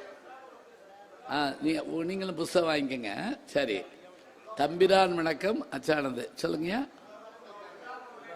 பிரதாப் முதலியார் சரித்திரம் அருமையான புத்தகம் இருக்கு, வாங்கிக்கலாம். அவர் எழுதின பேரு தெரியுமா? எழுதினவர் பேரு மாயூரம் முன்சிப் வேதநாயகம் பிள்ளை. இப்ப இசையமைப்பாளர் கதாநாயகன் நடிக்கிற விஜய் ஆண்டனி இருக்கார் இல்லையா, அவருடைய கொள்ளு தாத்தா யாரு? பிரதாப் முதலியார். இதை நான் என்னுடைய நண்பர் கமலஹாசன் சொல்லி ஒரு இடத்துல விஜய் ஆண்டனிக்கு கை கொடுத்துட்டு கமல் சொல்றாரு, உங்க தாத்தா பேர் தெரியுமா? கொள்ளு தாத்தா பேரு அவர் தான் பிரதாப் முதலியார் சரித்திரத்தை எழுதினா மாயூரம் முன்சிப் வேதநாயகம் பிள்ளை. அப்படியே ஆடி போனார் அவர். இவர் இசையமைப்பாளர், ஞாபகம் வச்சுக்கோங்க. நாக்கு முக்கு பாட்டு இருக்குல்ல, அந்த இசையமைச்சது இவர் தான் சொன்னா அந்த பாரம்பரிய ரத்தம் இருக்குது. அதான் முக்கியமா. இதுல முதல் நாவல் மட்டும் இல்லைங்க, முதல் உரைநடை எது தெரியுமா? முதல் உரைநடை தமிழ்ல நம்ம சிலப்பதிகாரம், இறையனார் அகப்பொருள் உரை அதெல்லாம் இருக்கட்டுங்க. தமிழ்ல முதல்ல முழுமையாக வந்த ஒரு உரைநடை எதுன்னு கேட்டீங்கன்னா, சொல்லியாச்சு. அது இல்லையே, அது நாவல். உரைநடை எதுன்னு கேட்டீங்கன்னா, ஒரு குழு கொடுக்கிற வீரமாமுனிவர் எழுதினது. அபிவிவேகி என்னும் பரமார்த்த குரு கதை. சரியா சொல்றீங்க, பரமார்த்த குரு கதை. அந்த பரமார்த்த குருகதை மாறி நகைச்சுவையா எதுன்னு சொல்ல முடியாது. சீடங்களும் முட்டாளு, குருவும் முட்டாளு. எப்படி விளக்கும் பாருங்க. குதிரையில போனார் குரு ஒரு நாள், கூட போனாங்க 7 பேரும். அவர் தலையில கட்டிருந்த ஒருமா கொப்பல் தட்டி கீழே விழுந்துருச்சு. கொஞ்ச தூரம் போன பிறகு கேட்டாரு, அந்த தலையில கட்டுற அந்த முண்டாசு எங்கடான்னாரு. தலையில கட்டுவீங்களா அதான்னு கேட்டா ஒருத்தன். ஆமா. நீட்டமா இருக்குமே அதா? ஆமா. பட்டுல செஞ்சிருக்குமே? ஆமாடா. எங்கடா? 3 மைலுக்கு அங்கிட்டு கிடக்குது. ஏண்டா எடுக்கலன்னாரு. எடுக்க சொன்னீங்களான்னு கேட்டான். இனிமே எது கீழே விழுந்தாலும் எடுனாரு. கொஞ்ச நேரத்தில் குதிரை சாணம் போட்டது ஒருத்தர் மடியில கட்டிட்டு வந்துட்டான். இதேண்டா எடுத்தேன்னாரு. எடுக்க கூடாதுன்னு சொன்னீங்களா? இப்ப என்ன செய்யறது? எது விழுந்தா எடுக்கலாம், எது விழுந்தா எடுக்க கூடாது, பட்டியல் கொடுங்க. உடனே அவர் சொன்னாரு, இது விழுந்தா எடு, இது விழுந்தா எடுக்காத, இது விழுந்தா எடு, இது விழுந்தா எடுக்காது. எல்லாம் கையில வச்சுக்கிட்டாங்க. குதிரை மலை மேல போய் ஒரு கல்லு தடுக்கி அங்கிருந்து ஒரு பள்ளத்துல விழுந்து, குருநாதர் முதல்ல விழுந்து, குதிரை அவர் மேல விழுந்து தூக்கு தூக்குன்னு கத்துறாரு. எடுக்க வேண்டிய பொருள்ல பாக்குறாங்க, அவர் பேரை காணோம். போயிட்டாங்க. இதுதான் அந்த கதை ஆரம்பிக்கும். பிரதாப முதலியார் சத்திரம் சாதாரணம் இல்ல. அதுல வரக்கூடிய ஞானாம்பாள் ஞாபகம் வச்சுக்க, பெண்களுக்குத்தான் முதல் உரிமை என்பதை போல பெண்மதி மாலை என்கின்ற ஒரு நூலை எழுதியவர் அவர் தாங்க. தமிழ்ல ஆங்கில சட்டங்களில் தமிழில் மொழிபெயர்த்து வந்த முதல் நீதிபதியும் அவர் தான். ஞாபகம் வச்சுக்கோங்க. அவருடைய அந்த நாவல்ல எப்படி தெரியுமா இருக்கு ஜோக்கு? இன்னைக்கு சொன்னா கூட ஜோக்கு நல்லா இருக்கு, சிரிக்கலாங்க. அந்த கதாநாயகி அறிவாளி, கதாநாயகன் பிரதாப முதலியார் கொஞ்சம் மக்கு. அவன் போய் தன்னுடைய அத்தை மகதாவ அவட்ட போய் கேட்பாப்ல, தமிழ்ல உயிரெழுத்து எத்தனை அப்படின்னு கேட்பாப்ல. உடனே அவன் கரெக்டா சொல்லுவா, 12 அப்படின்பா. உயிரெழுத்து 12. தலையில அடிச்சுக்கிடுவான். 50ன்னு சொன்னதுக்கே அந்த தமிழ் வாத்தியா நீ அடிச்சா, நீ 12ன்னு சொல்ற, உன்னைய கொல்ல போறான். அதுல ஒருத்தர் வந்து இவர்கிட்ட கேட்பான், டேய் நான் கண்ணை மூடிக்கிட்டு செய்யறத நீ கண்ணை திறந்துக்கிட்டு செய்வியா அப்படின்னு கேட்பான். இது ஈஸியாச்சே, அவன் கண்ணை மூடிக்கிட்டு செய்யறான், அதை நம்ம கண்ணை திறந்துட்டு செய்யலாமே அப்படி பாப்புல. அவன் உடனே எப்படி வச்சுக்கிட்டு கண்ணை மூடிக்கிட்டு மண்ணள்ளி போடுவான். இப்ப போடு பாப்போம். இது பூரா அதுல வருங்க. ஜோக்குன்னா ஜோக்கு அப்படி வரிசையா வருது. அந்த புத்தகம் முழுவதும் 1000 பழமொழிகள் இருக்கு, பழமொழிகள் இருக்கு, கதை இருக்கு, கவிதை இருக்கு. இதை நான் படிச்சு எத்தனையோ வருஷம் ஆச்சு. இப்ப பார்த்தாலும் படிச்சாலும் சந்தோஷப்படுவேன் நான். இதுதான் இந்த உயிர் இன்புறுதல் அப்படிங்கிற ஒரு சந்தோஷம். வேற என்ன?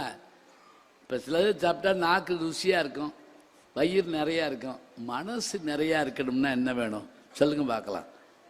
ஒரு செய்தி நம்மளை வந்து அப்படியே ஒரு கலக்கணும். அப்பதான் நம்ம என்ன செய்வோம்? இன்புற்று மகிழ்வோம். வெறும் நகைச்சுவை மட்டும் இல்லைங்க, அதுல சொல்லக்கூடிய நன்னறிகள் கூட என்ன செய்யும்? நம்ம வந்து அப்படியே வழி நடத்தும். அதுதானே நமக்கு வேணும். மரியாதைராமன் கதைகள்னு அந்த காலத்துல உண்டு தெரியுமா உங்களுக்கு? தெனாலிராமன் கதைகள் உண்டு தெரியுமா? அதே போல பீர்பால் கதைகள், அதே போல அப்பாஜி கதைகள், இது எல்லாமே இந்த கதைகள் விக்ரமாதித்தன், பட்டி விக்ரமாதித்தன் கதைகள். கேட்க கேட்க ஆச்சரியமா இருக்கும். அந்த கதையில சொல்லக்கூடிய ஒவ்வொரு செய்திக்கும் பின்னாடி ஒரு தத்துவமும் கருத்தும் இருக்குங்க. விக்ரமாதித்தன் நிறைய கல்யாணம் பண்ணுவான். ஒவ்வொரு கல்யாணத்தையும் வீரத்திலையும் விவேகத்திலையும் சிறந்த பெண்களா கல்யாணம் பண்ணுவான். ஒரு பெண்ணு எல்லா போட்டிலையும் இவன் கலந்துக்கிற வைப்பா, ஜெயிச்சிருவான். கடைசியா ஒரு போட்டி வைப்பா, இந்த பார் நான் வச்ச போட்டியில போற ஜெயிச்சிட்டேன், இப்போ ஒரே ஒரு போட்டி, நான் என் தோழிமாரோடு வருவேன், 1000 பேர் என் தோழிமாரு, கையில விளக்கேந்தி வருவேன். நீ என்னைய பார்த்ததில்ல, நான் உன்னைய பார்த்திருக்கேன், ஏன்னா மாடியில இருந்து பார்த்திருக்கேன், நீ என்னைய பார்த்ததில்ல. நான் யாருன்னு கண்டுபிடிச்சேன்னா என்னை கல்யாணம் பண்ணிக்கலாம். உடனே விக்ரமாதித்தன் என்ன பண்ணுவான் தெரியுமா? பக்கத்தில் இருக்க வேதாளம் ஒரு ஸ்பிரிட் ஒன்று கூட வேலையும் அதுகிட்ட கேட்பான், அவளை எப்படி கண்டுபிடிக்கிறது? அது சொல்லிச்சு, ஒன்றும் இல்லை, அந்த 1000 பேர் விளக்கு கொண்டு வர்றாங்கல்ல, நான் ஒரே ஊதுல அம்பட்டி அமர்த்தி விட்டுறேன், திருப்பி பொருத்துவாங்கல்ல, அப்ப கண்டுபிடி. அதே மாதிரி அவங்க 1000 பேர் ஒயிட் அண்ட் ஒயிட் போட்டு பாரத ராஜா படம் மாதிரி வந்துகிட்டு இருக்காங்க. எல்லாரும் அது அரமணை அலைகள் எப்படி இருப்பாங்க பாருங்க. அலைகளை கண்டுபிடிக்கவே முடியாது, எல்லாரும் ஒரே மாதிரியா இருக்காங்க. எல்லாரும் வர்றாங்க. இந்த வேதாளம் ஒரே ஊதுல அம்பட்டி அமர்த்தி விட்டுருச்சு. திருப்பி எல்லாரும் பொறுத்துறாங்க. விக்ரமாதித்த வேகமா ஓடி 3வது வரிசையில் 8வது நிக்கிற பொண்ணை பிடிச்சாங்க. ஐயா நீதான் அப்படின்னா அவ அரண்டு போனான். அவதான் உண்மையான இளவரசி. எப்படி கண்டுபிடிச்சா? இதுதான் கேள்வி. இந்த கேள்விக்கு பதில் சொல்லலைன்னா தலை வெடிச்சு போகும். அதுல வருது, நீங்க ஒண்ணு பயப்படாதீங்க. எப்படி கண்டுபிடிச்சா?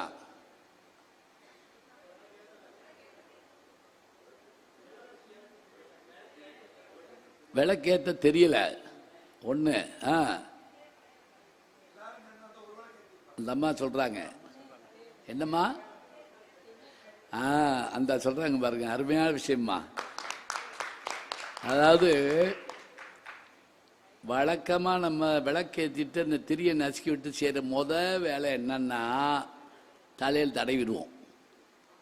999 பேரும் தலையில் தடவுனா இளவரசி மட்டும் நின்றுட்டு இருந்தா அவளுடைய வளர்ப்பு காரணமாக இவள் மட்டுமே இளவரசியாக இருப்பாள் என்பதை அவன் கண்டுபிடிச்சான். இப்ப சில பேர் வீட்டுல என்னதான் கொடுத்தாலும் அதை எங்கேயாவது செவத்துல தேய்க்கலன்னா உயிர் போயிடும். பொங்கலை வாங்கி திண்டு தூண்ல தடவில்லைன்னா சில பேர் சத்தியா போயிடுவாங்க. அதே மாதிரி 1000 கரிசிப்பு கொடுத்தாலும் வேட்டி எடுத்து 3 சிந்திக்கிட்டு இருந்தா தான் ஐயோ. அதுல சில வீடுகள்ல இந்த ஸ்கிரீன் இருக்கு பாருங்க, அதை டேபிள்ல துடைப்பாங்க. அதை பல பேர் சாப்பிட்டு அதுல வாயை தொடச்சிட்டு அவன்பாட்டுக்கு போயிட்டே இருக்கான். அதாவது அந்த பெண்மணி அவன் எப்படி கண்டுபிடிச்சான்? அவ விளக்கு பொருத்துறதுக்கு தயாரா இருக்கிறது மட்டும் இல்ல, அந்த திரிய நசுக்கி விட்டுட்டு அதை கையில தேடுறா. எப்பவுமே அதை துடைக்கிறதுக்கு ஒரு, இப்ப டாக்டர்ஸ்க்கு தெரியும், டக்குன்னு திரும்பி பார்ப்பாங்க, கையில ஒரு துடைக்கிறதுக்கு கொடுப்பாங்க.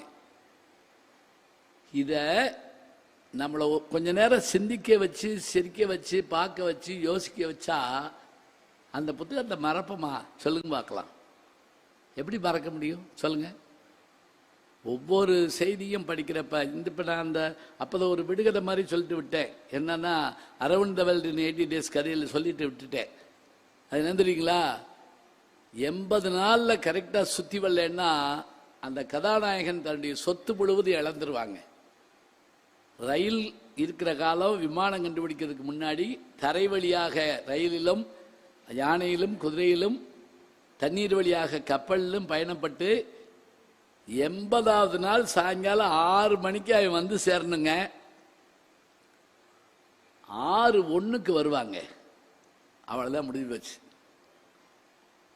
தோத்துட்டான். அப்படியே வீட்டுக்குள்ள போய் உட்கார்ந்துருப்பான். அவனை நம்பி வந்த பொண்ணும், இந்திய பெண்ணு அப்படியே இருப்பா. அன்னைக்கு பூரா எங்கேயும் வெளியே போக மாட்டாங்க. காலையாகும், மத்தியானம் ஆகும், சாயங்காலம் ஆகும். சாயங்காலம் 5:45 தள்ளுதறிக்க அவங்க வேலைக்காரி ஓடியாருவான். இல்ல இல்ல நேரம் இருக்கு, நேரம் இருக்குன்னு ஓடியாருவான். இந்த கதை எழுதப்பட்ட காலம் 1856. இப்ப நான் பயணப்படுறப்ப கண்டுபிடிச்ச விஷயம், அவன் சொன்ன விஷயம் தான். என்ன தெரியுமா?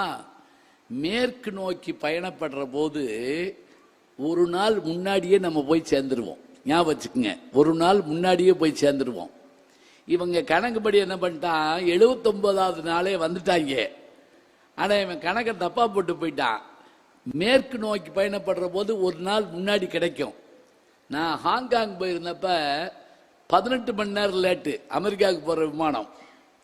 நான் மறுநாள் போய் பட்டிமன்றத்தில் கலந்துக்கிறேன். எல்லாரும் போயிட்டாங்க, நான் மட்டும் போகல. மலேசியாவிலேருந்து ஹாங்காங் போயிட்டேன். விமானம் போய் எல்லாரும் டிக்கெட் வாங்க, நான் போய் பார்க்குறேன். 18 மணி நேரம் லேட்டு போய் உட்கார்ந்துட்டாங்க. எனக்கு என்ன செய்யறதுன்னே தெரியல. அப்புறம் அந்த விமான பணிப்பெண் சொன்னாங்க, உங்களுடைய இது டைம் என்ன, ஷெட்யூல் என்னன்னு கேட்டாங்க. இப்படி நான் 3ஆம் தேதி நான் அங்கே போய் நான் இருக்கணும் அப்படின்னு சொன்னேன். அவங்க சொன்ன ஒரு வார்த்தை தெரியுமா? கவலையே படாதீங்க, நாளைக்கு நீங்க காலையில் ஏறினாலும் நாளைக்கு சாயங்காலங்கிற அந்த நேரப்படி அதே தேதியில நீங்க மத்தியானம் போய் அங்க சேர்ந்துருவீங்க. ஒரு நாள் உங்களுக்கு லாபம் காத்திருப்பதனால. இதை நான் அப்ப படிச்சது எனக்கு புரியலைங்க, இப்ப படிச்சு நான் தெரிஞ்சுக்கிட்டேன். நான் பயணப்பட்டால், நான் படித்ததை தெரிந்து கொள்ள வேண்டும் என்று விருப்பப்பட்டால் என்னுடைய பயணம் எளிமையாக நிறைவும். அப்ப நினைச்சு பாருங்க, ஒரு புத்தகத்தை படிக்கிற போது நம்ம கிடைக்கின்ற இன்பமானது உலகத்தையே தந்தாலும் ஈடாகாது என்கின்ற அளவுக்கு இருக்கிறது என்று சொன்னால், நாம் இலக்கியங்களை கற்பது இன்புற்று மகளத்தான் என்று முடிக்கல. இருங்க ஒரு 5 நிமிஷம், ஒரே 5 நிமிஷம் தான். இந்த உங்களுக்கு முடிச்சுல 3 கவலைப்படாதீங்க, 2 பேரும் பின்பற்றி வாழ ஏன்னு அதை சொல்லிடுறேன். அப்புறம் நம்ம போயிடலாம். ஐயா எந்திரிச்சிட்டாரு, என்னங்க உட்காருங்க. சும்மா கொஞ்ச நேரம் நின்று பார்த்துருப்பாரு, அவ்வளோதான். இல்லை அது நல்லதுதான். இப்போ என் செல்போன் இருக்கு பாருங்க, அது அடிக்கடி என்கிட்ட பேசும். இப்போ நீ நிற்கணும், இப்போ நீ தூங்கணும், இப்போ கொஞ்ச நேரம் நட, அதெல்லாம் சொல்லிக்கிட்டு இருக்கு. பலாறு நெருக்கி போடலாம் போல இருக்கு எனக்கு. அது சொன்னபடிலாம் கேட்க முடியாது என்னால். அலாரம்லாம் அடிக்கும், இந்த நேரம் நீ சாப்பிடணும்னு சொல்லும்.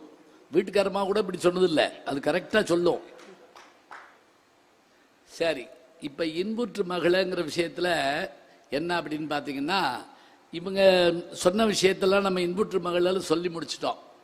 பின்பற்றி வாழ அப்படின்னு எதுக்காக அப்படின்னு பார்த்தா, ஒரு இலக்கியத்தை படிச்சுட்டு சந்தோஷம் மாத்திரம் பட்டுட்டு போயிட்டோம்னு வச்சுக்கோங்களேன், அப்புறம் என்னங்க வாழ்க்கை இருக்கு சொல்லுங்க பார்க்கலாம். நாம நல்லவனா இருன்னு படிப்பது ஒண்ணு, சும்மா படிச்சுட்டு அர்த்தம் தெரியாம வாழ்றதுங்கிறது ஒண்ணு.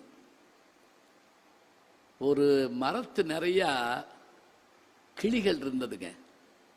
அந்த மரம் நிறைய கிளிகள், பச்சை கிளிகள் இருந்திருக்கு. அப்ப அங்க வந்த ஒரு முனிவர் அதை பார்த்தாரு, ரொம்ப அழகா இருந்தது கிளிகள். அந்த கிளிகள்கிட்ட அப்படி சொன்னார், நீங்க நல்லா அழகா இருக்கீங்க, நீங்க எப்பவும் இப்படியே இருக்கணும். ஆனா ஞாபகம் வச்சுக்கோங்க, இப்படியே நீங்க இருக்க முடியாது. நீங்க என்ன செய்யணும் தெரியுமா? உங்களுக்கு ஒரு மந்திரம் கத்து தர்றேன். அது என்ன? வேடன் வருவான், வலையை விரிப்பான், இரையை தூவான், நம்மை பிடித்துக் கொள்வான், தப்பிக்க வேண்டும். இந்த 4 வார்த்தையை ஞாபகம் வச்சுக்கோங்க, வாழ்நாள்லாம் நல்லா இருக்கலாம். முனிவர் சொல்லிட்டாரு. கிளிகள் பூரா மனப்பாடம் பண்ணிடுச்சு. மனப்பாடம் பண்ணி வச்சுக்கிட்டு வாழ்ந்துக்கிட்டு வர்றப்போ ஒரு நாள் ஒரு வேடன் வந்தான். கிளிகள் பூரா ஆரம்பிச்சுங்க, வேடன் வருவான் பயந்துட்டான், வலையை விரிப்பான் பயந்துட்டான், இறையை தூவான் சுருட்டிட்டு ஓடிய போயிட்டான். அப்பா இவ்வளவு விவரமா இருக்கு கிளிகள்லாம், பூரா தெரிஞ்சு வச்சிருக்கேன். ஒரு வாரம் பார்த்தான், என்ன வேணாலும் சொல்லிட்டுடா அப்படின்ட்டு திருப்பி வந்தான். வேடன் வருவான் வந்துச்சுங்க, சொல்லிச்சுங்க, சொல்லிக்கப்போ அப்படின்ட்டு வலையை விரிச்சான், இறைய தூவினான். அந்த கிளியில் என்ன பண்ணுச்சு? வேடன் வருவான், வலையை விரிப்பான், இறைய தூவான் சொல்லிக்கிட்டே கீழே வந்து அம்புட்டும் அந்த இறைய தின்னு அம்புட்டு பாட்டிக்கிருச்சு. அவன் அம்புட்டையும் சுத்திட்டு தோல்ல போட்டுட்டு போறான். அப்பவும் வேடன் வருவான், வலையை விரிப்பான். தெரியுதா? சும்மா படிச்சு என்ன செய்ய? சொல்லிய பாட்டின் பொருள் உணர்ந்து சொல்லுவார். அதனுடைய அர்த்தம் தெரியாமல் போய்விட்டால் அந்த கிளிகளுடைய வாழ்க்கை மாதிரி ஆகி போயிடாதா? எது போல இருக்க வேண்டும் என்று நாம் நினைக்கிறோமோ அதுபோல இருப்பதற்காக நம்முடைய வாழ்க்கையை நாம் அமைத்துக் கொள்ள வேண்டும். எண்ணிய எண்ணியாங்கு எய்துவர், எண்ணியர் திண்ணியராகப் பெறின். எதுவாக வேண்டும் என்று நீங்கள் நினைக்கிறீர்களோ அதுவாக உங்களால் மாற முடியும்னு யார் சொல்றா? வள்ளுவர் சொல்றார். ஒரு மாணவன் கேட்டான் ஆசிரியர்கிட்ட, பறவைகளுக்கு இது இறக்கைகள் இருப்பதை போல பசுமாடுகளுக்கு ஏன் இறக்கைகள் இல்லைன்னு கேட்டான். காமதேனுன்னு ஒன்று கண்டுபிடிச்சிருப்போம், அந்த பசுமாட்டுக்கு இறக்கை இருக்கும், அதுதான் கற்பனை. பசுமாடுகளுக்கு ஏன் இறக்கைகள் இல்லை? அதுக்கு அந்த ஆசிரியர் சொன்னாரு, புல் தரையில் இருப்பதால் பசுமாடுகளுக்கு இறக்கைகள் இல்லை.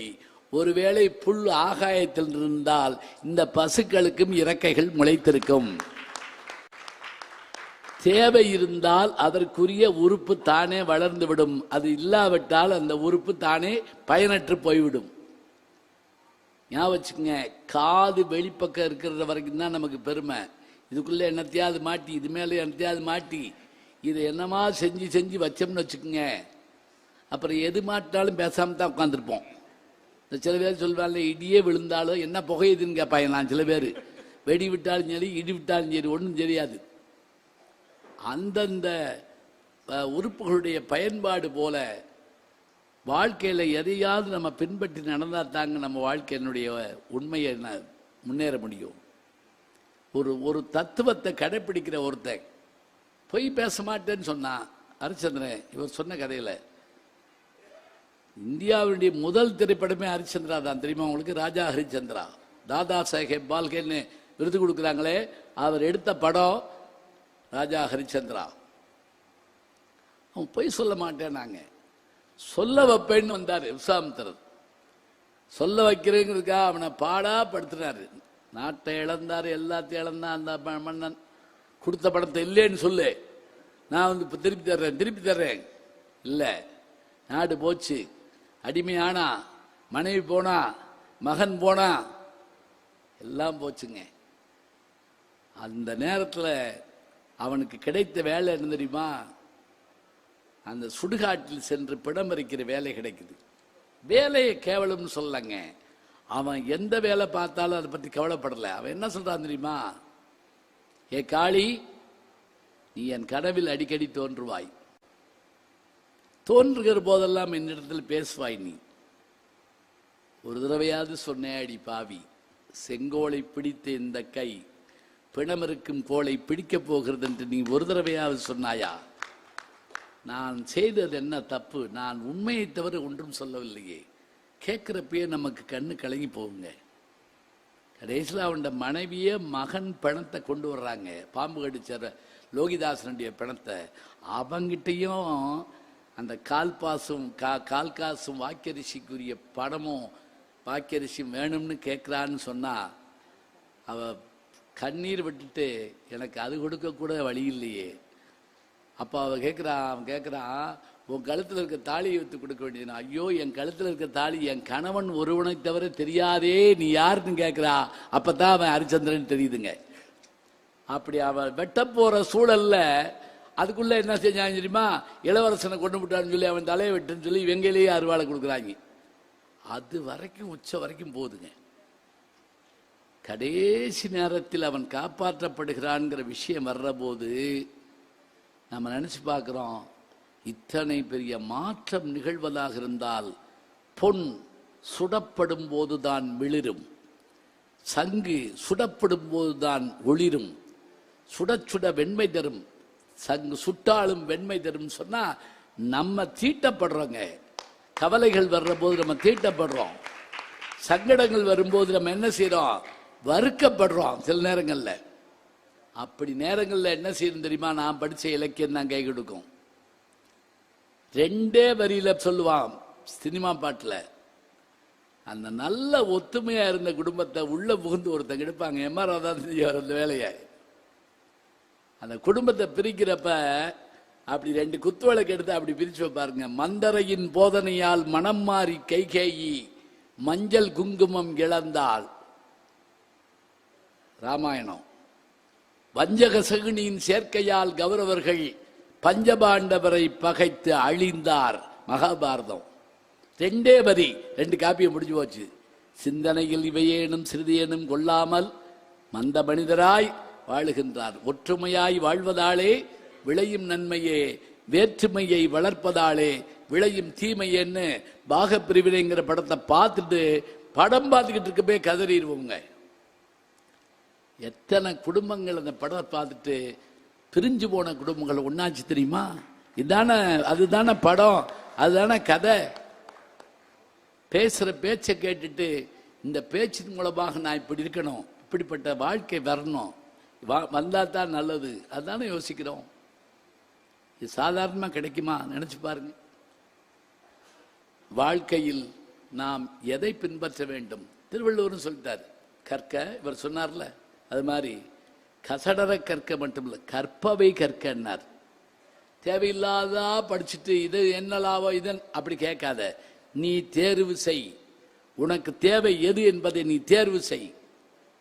தேர்வு செய்யறது மட்டுமில்ல, நீ உன்னுடைய உடம்புக்கு உணவு கொடுப்பது போல உன்னுடைய உயிருக்கு ஒரு உணவு கொடு. அந்த உயிருக்கு நீ கொடுக்கும் உணவுதான் புகழ். அந்த புகழை கொடுப்பதன் மூலமாக நீ பெற வேண்டும். ஈதல் இசைபட வாழ்தல் அதுவல்லது ஊதியமில்லை உயிர்க்கு. நாங்க அந்த ஆளு உன் உயிருக்கு ஏதாவது கொடுக்கணும்னா நீ என்ன கொடுக்க போற? எல்ஐசி பாலிசியா எடுத்திருக்கேன்னு சொல்றது இல்ல. உயிருக்கு நீ தர வேண்டியது இதுதான். சரி, படிச்சபடி வாழ்ந்தால் அதனால் பயனுண்டா? நான் பல மேடைகளில் சொல்றதா இருந்தாலும் திரும்ப சொல்றேங்க. ஜிடி நாயுடுடைய கதை நீங்க அவருடைய வரலாறு கேள்விப்பட்டிருப்பீங்க. படமா கூட வரப்போதுங்கிறாங்க. பயோபிக் படம் வருது. என்ன தெரியுமா? அவரு கோயம்புத்தூர்ல பிறந்த விவசாயி. எல்லா சயின்ஸையும் தன்னுடைய அறிவை ஏற்றிக்கிட்டு அதை புதுசா உண்டாக்கி காமிச்சார். அவரு அமெரிக்காவுக்கு போனாரு, சுவிட்சர்லாந்து போனாரு, தான் சொந்த காசுலேயே போயிட்டு வந்தாரு. அப்ப விமானம் கண்டுபிடிக்கல. 1903 தான் விமானம் கண்டுபிடிக்கப்பட்டது. எப்படி கரெக்டா சொல்றேங்கிறீங்களா? 2003 நான் அங்க அமெரிக்காவுக்கு போயிருந்தப்ப நூற்றாண்டு விழா நடந்துச்சு. ரீகன் அப்ப வந்திருந்தாரு. நான் அந்த கூட்டத்தில் உட்கார்ந்துருந்தேன். எனக்கு ஞாபகம் இருக்கு. சரி கேட்டோம். 1903 தான் கண்டுபிடிக்கிறாங்க. இந்த ஜிடி நாயுடு 1900க்கு முன்னாடியே போறாரு. கப்பல்ல போறாரு. போயிட்டு திரும்பி வர்றப்ப ஒரு பயங்கரம் நடந்தது. என்ன தெரியுமா? கப்பல் தீப்பிடிச்சிருச்சு. கடல்ல வந்துட்டு இருக்காங்க. இப்ப கடல்ல பல பேர் என்ன செய்யறாங்க? தீயில இருந்து தப்புறதுக்கு உள்ள குதிக்கிறாங்க. குதிச்சா கீழே சுறா மீன்கள் அலையுது. சுறா மீன் எப்படிப்பட்டது தெரியுமா? ஒரு அடி அடிச்சுன்னு வைங்க, இடுப்பு கீழே ஒண்ணு இருக்காது. ஜாஸ் அப்படின்னு ஒரு படம் 1, 2, 3 வந்துச்சு. ஸ்டீவன் ஸ்பீல்பர்க் எடுத்த படம். ஜுராசிக் பார்க் எடுத்தார்ல அவர் தான். அப்படி குளிச்சுக்கிட்டு இருப்பாங்க, இடுப்போட போயிருங்க. அதுதான் சுறாமீன்.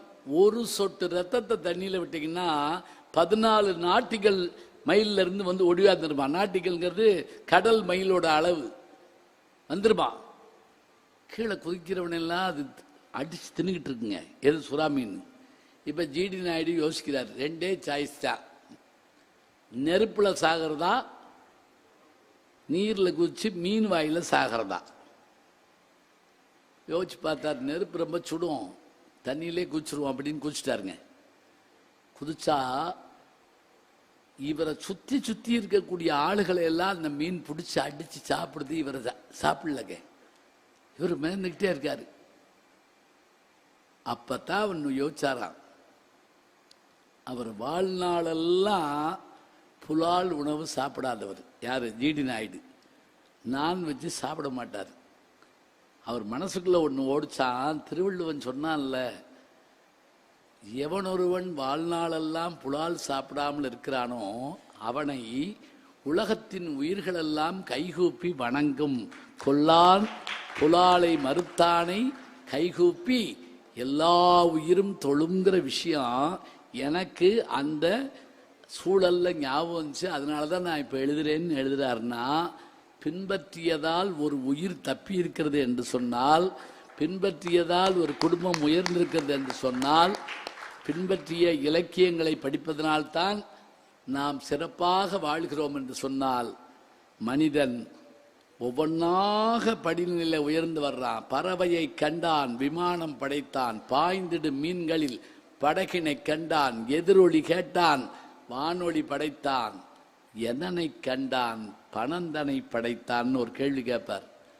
அப்ப ஒன்னிலிருந்தாக அவன் மாறி வருவதற்கு காரணம் அந்த படிநிலைகளை தந்தது முழுவதும் நூல்கள் தான், இலக்கியங்கள் தான். பின்பற்றியதால் தான் மனிதகுலம் இன்றைக்கு வரைக்கும் அழியாமல் இருக்கிறது. திருவள்ளுவர் அடமையா சொல்லுவாரு. பஸ்ல போயிட்டு இருக்கோம், திடீர்னு யாராவது அடிபட்டா சடக்குன்னு பிரேக் போட்டு அடிபட்டு விழுந்து ரத்த வெள்ளத்தில் மிதந்தா சில பேர் கெடியாரத்தை பார்ப்பேன். இந்நேரம் படம் போட்டிருப்பாங்க, போச்சு போ அப்படிமா. இன்னும் சில பேர் இவன் லாரியில போய் விழுக வேண்டியதானே, இதுல எதுக்கு வந்து விழுகிறான். இன்னும் சில பேர் கீழே இறங்கி போ, நல்ல வேலைங்க எங்க சொந்தக்காரன் இல்லை அப்படிமா.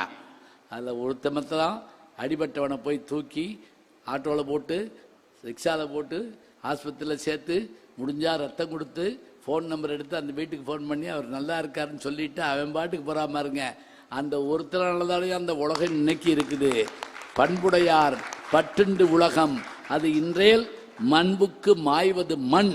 அதனால் இலக்கியங்களை கற்பதனால் மட்டுமில்லை, அதை பின்பற்றுவதால் தான் இன்புற்று மகள வேண்டும்.